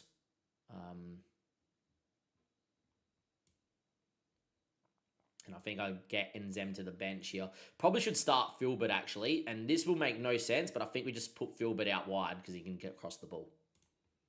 And just be like, Filbert, out you go. You're a regular starter. You want to play. Good. You play in the position I need you to play in, which is out wide. Fine. Do not care about that at all. Go to the dugout. Away from home here against West Brom. And let's see how we go here.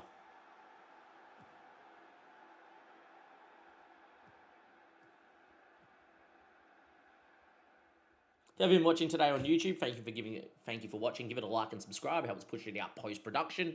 And leave a comment. If you're watching on Twitch, thank you very much for being part of the OG community where we've been streaming since FM24. All right, away from home here, getting absolutely dominated, which, look, to be fair, we have fully rotated, but that's okay. We'll see how we go. Anyhow, Henderson on the ball. Looking for someone, didn't find him. Finn Welch won't get on that one either. Filbert wins the ball, though. Dylan Ryan, Sander. Great balling for Hans Pullis. Offside? No, it wasn't offside. Okay. I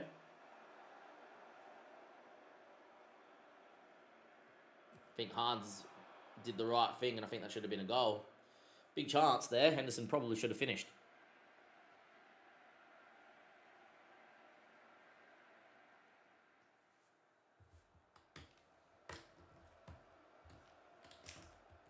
Corner for Chakarun. Good ball in. Headed away. Only as far as Barrera. Hill should have won the ball. Was offside, at least. But Hill really should have won the ball. Was it Hill? Hullis. Might have been Hullis. Pullis. What I said, Hill. He's not here anymore. Former man at Leicester.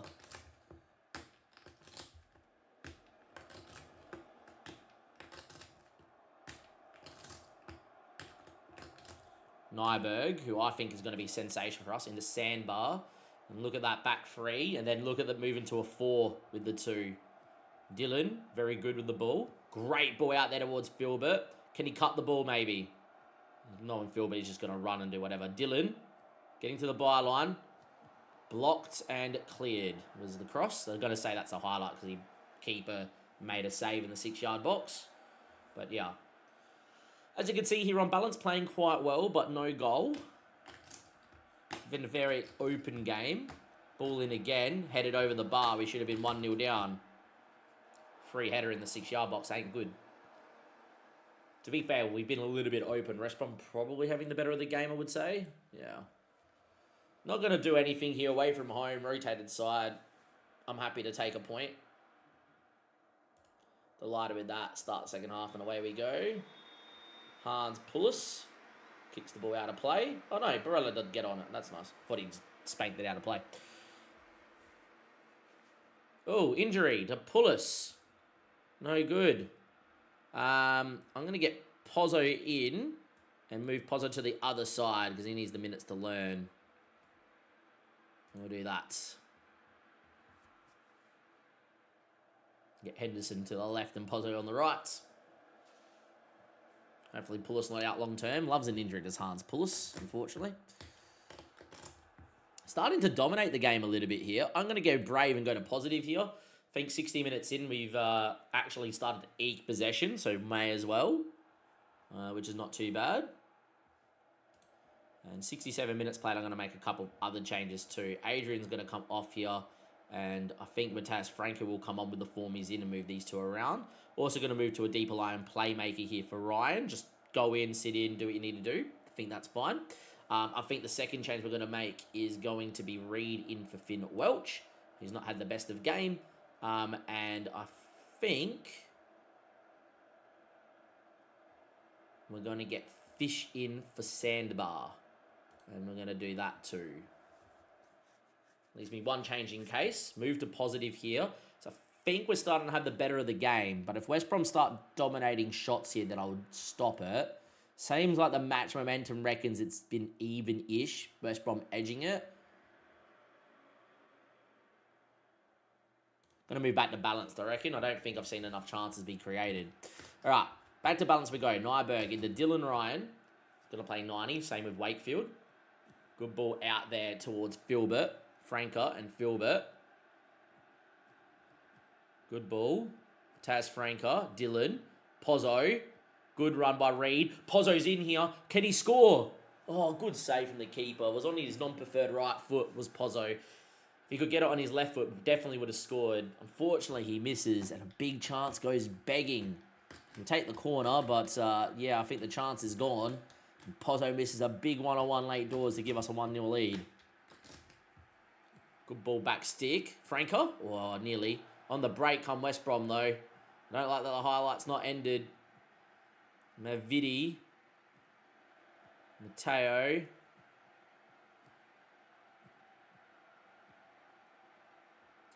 Good from Reed. Beats one. Got options inside, does Reed. Doesn't want to use any of them. And then shoots. That's an annoying highlight, because if he just cuts it just inside there, we have a tap in. But anyhow. Not long left. 6 minutes at a time. Is there a highlight here late doors for either side?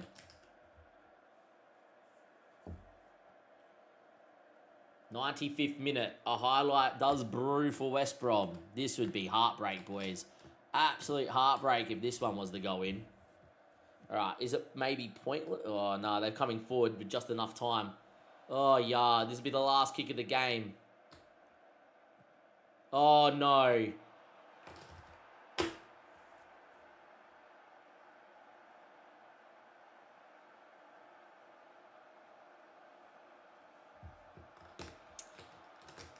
'96th minute winner for West Brom.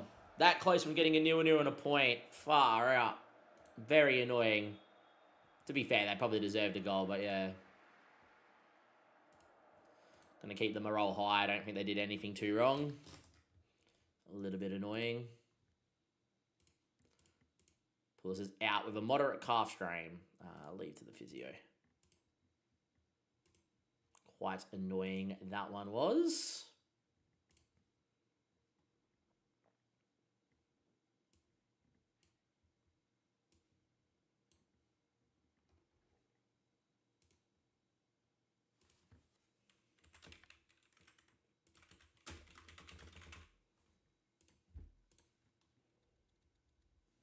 It's a very annoying result.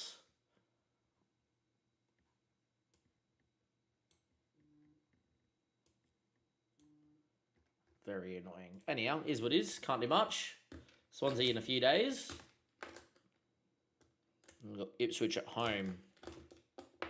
Played well, just didn't get the job done. We did rotate in that game, so when you rotate, you expect to lose, but yeah.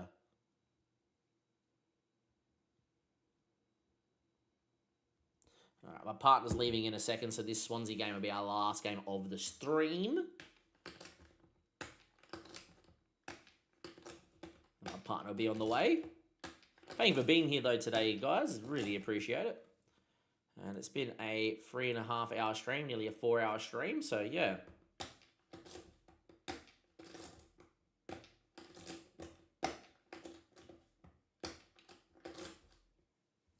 I don't know about win stream. We played all right, but yeah, it's not been great. Solid is probably the best word. We currently sit 11th. I was really, really annoying to concede in the 97th minute, which was a little bit whatever.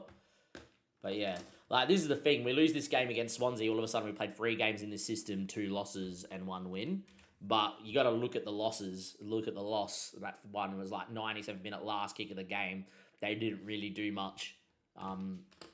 Until the 97th minute. So yeah. Anyway, Hulovic, Sander, Adrian and Fish, Helgeson and Zem, Franca, Appiong, Reed, Pozzo and Mosquera. See how we go here in the last game of the stream. Evan on YouTube. Hello, how are you, mate? Good to see you. Hopefully you're doing well. Need to figure out a way to get this chat working. I don't know how to get the chat working, unfortunately. As in you can both see it. We'll just put it above my face, to be honest. But yeah. Expect to win today, is what I would say, at home. No, we're away from home, so I don't expect to win. But, yeah. Swansea went to the Premier League last year, so this is against newly relegated Swansea. Would be interesting to see how this system goes.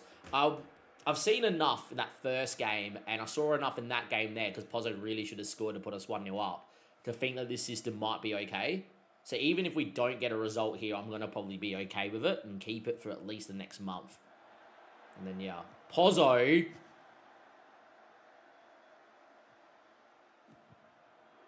We scored to make it 1-0, but far out. Pozzo's effort was unreal. Deserved a goal. Frankie gets his 3rd goal in 8, by the way. Ever since moving him into it, that means his 3rd goal in like 4 games playing box to box. Look at this from Pozzo. Chest volley would have been a weldy. Oh. And then Franca's effort takes a deflection. Elastico and then deflected it in. I think it was going in anyway, to be fair. But there we are. We lead 1-0 here against Swansea, who are newly relegated. They got to the Premier League last year. Would love to see Swansea back in the Prem in real life. But yeah, lead 1-0, which is good against Swansea.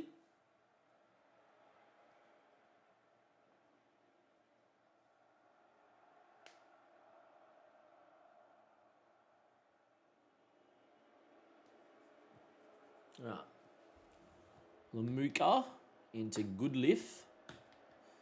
Lameka, whatever.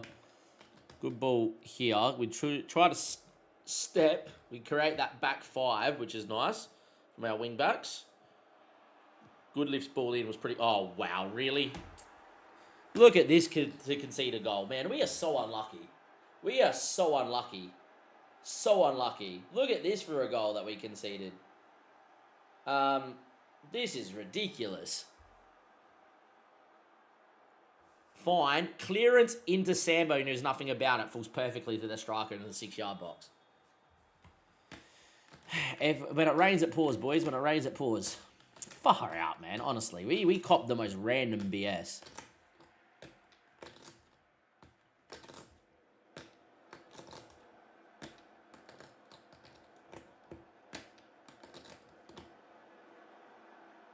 And now it's a penalty. My word, man. When it rains, it pours. Football Manager is a bit of a joke. Oh, my.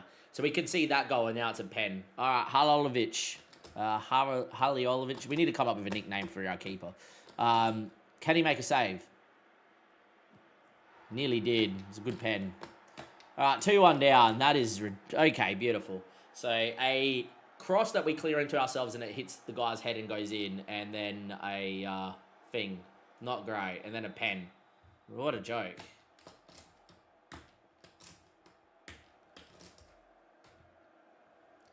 So we're going to win 1, lose 2 in a row. Interesting. As it stands, at least. Played alright. Just, yeah. Unfortunately, not the system or whatever. Start the second half, and about the 55th minute, we'll go in a positive and try and be a little bit more aggressive, and then we'll go attacking late doors. I don't think we did much wrong, to be fair, that half. Look at the 2 goals we've conceded. It's match engine bullshit, but yeah. Not fun at all.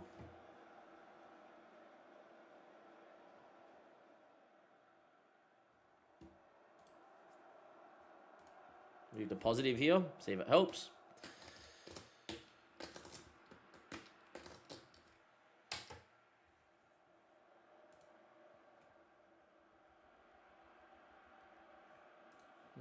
Not really happening, is it? Finn Welch will come in, and I might move him into a channel midfielder. And I might get Dom Weller in for Mascara. I think Nybird in for Adrian. And Ryan in here as well, and go to 2 box-to-box midfielders. And do that.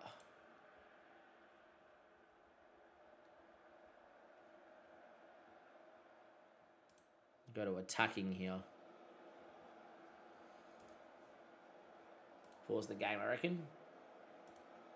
Come on, hurry up and record, you stupid OBS. 3, 2, 1, let's go. Welcome back in, YouTube. I'm going to give you the game after this, which is Ipswich. Old Trafford United comes in. Beautiful. We'll cut that out. Thank you for the follow, mate. Where are you watching from? 3, 2, 1, let's go. All right, YouTube, we come in. It's game number 3 of playing the 5 at the back. We did just lose 1-0 in the 97th minute, the West Brom away. We did fully rotate. Swansea are newly relegated, so just we're in the Prem, and we're 2-1 down in a very even game. I wanted to come in and show you the goals before they crash. So, yeah, look at this goal that we concede after being 1-0 up. And then the second goal is a penalty for a cross where Reed, with no reason, pushes the guy over in the box, even though the ball wasn't going to him. So, yeah. But look at this. So, well done. Good shape. We've done well. Forced them wide. Ball in the box. I've only got one guy. And, yeah, you saw that correctly. Adrian clears it into Samba's head. And it falls back to that guy in the 6-yard box to tap it into an open net. And then we concede a penalty and we're 2-1 down. So, I just wanted to highlight that the match engine is the reason that this has not worked. We played really good against West Brom. Should have been 1-0 up and didn't as well. But, yeah, cleared it into his own guy and then headed in. And obviously, it's better for me to do it like this. I will give you guys, however, the thing here, the rest of this highlight. I have gone to a couple of box-to-box midfielders and on the attacking system, trying to get an equaliser away from home against Swansea, who are newly relegated. And Pozzo scores. He missed the 1-on-1 last time and put us 1-0 up in the 83rd minute. And he scores this time, though, does Mano Pozzo. Second goal in 8 games. Good finish from Pozzo. And, well, boys, 2-2. Good football. We just moved to the attacking system here late doors. What a ball from Dylan Ryan, our youth prospect from last season that came through the academy. And I'm going to leave it as it is. But there you go. There's a goal. I'm not going to move back to balanced, etc. We're going to stay on attacking. And, yeah, what a performance, lads. What a performance against newly promoted Swansea. Or relegated Swansea, I should say. But, yeah, we've done all right. Anyway, Finn Welch. Into Fish. Back to Sander. Finn Welch, not the one. I'm reading the wrong name. Nyberg, who's come in there for Adrian. He steps into the middle of the park. Ryan looks for Pozzo. Oh, wow. Dylan Ryan off the bench is having a stormer, playing with 2 box-to-box midfielders. And, unlucky, lads, unlucky. Going to stay on this system, though. We've looked the better of the 2 sides on attacking. Not saying I'm going to play on attacking, to be honest, but I think we just go for it here. And see if we can win this game, maybe late doors. Good performance, 2-2 against a newly promoted side, or newly relegated side. You've done well, you've avoided defeat out there. You did really, really well. But yeah, you saw the goals we conceded. A penalty, which I didn't have to go and show you how the penalty was given. The standard push in the box, which makes no sense. Long diagonal, guys running away from it would have went out for a goal kick. Yup. And then that really cheesy one. But yeah, if we look at the results, we played 3 games in this new system now. Smacked Luton 2-0 at home, looked really good. We lost 1-0, as mentioned, in the 97th minute. A game that was even. Pozzo missing a massive 1-on-1 just before the keeper made a great save in the 83rd. We looked really good. And then, yeah, you guys have just seen the back end of that 2-2 result as well, where, look, to be quite honest, on the attacking system, 2 box-to-box midfielders, etc., it looked really good as a system. So something we can go to as well. But we'll definitely give you another game. I don't know when who's that's gonna be. But we'll give you another game in this 5 at the back. Be interesting to see a full game of this system.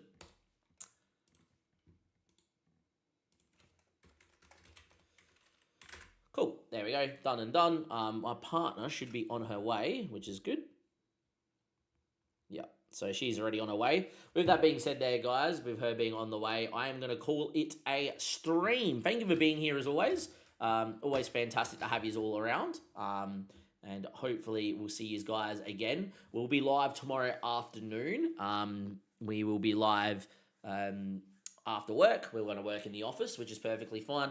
And then on Tuesday before the FPL podcast, I'm actually playing golf with my mate John, who lives in Thailand 6 months of the year, and he's just come back. So we're going to go and play golf on Tuesday night. But that means I'm going to work from home on Tuesday. So I might wake up a little bit earlier and try and get a Tuesday morning stream. I actually have a busy day at work on Tuesday.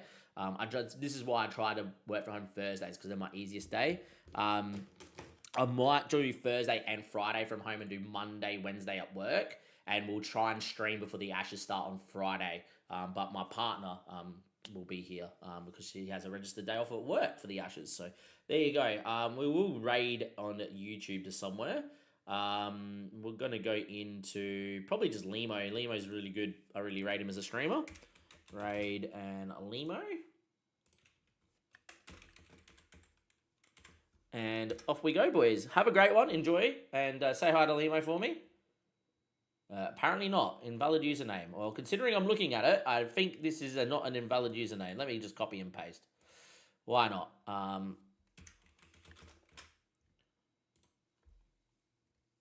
There we go. Did I put like an extra M or something? Oh, 57 instead of 07. There you go. Me getting it wrong. All right, boys. I'll catch you later. Thank you very much for being part of the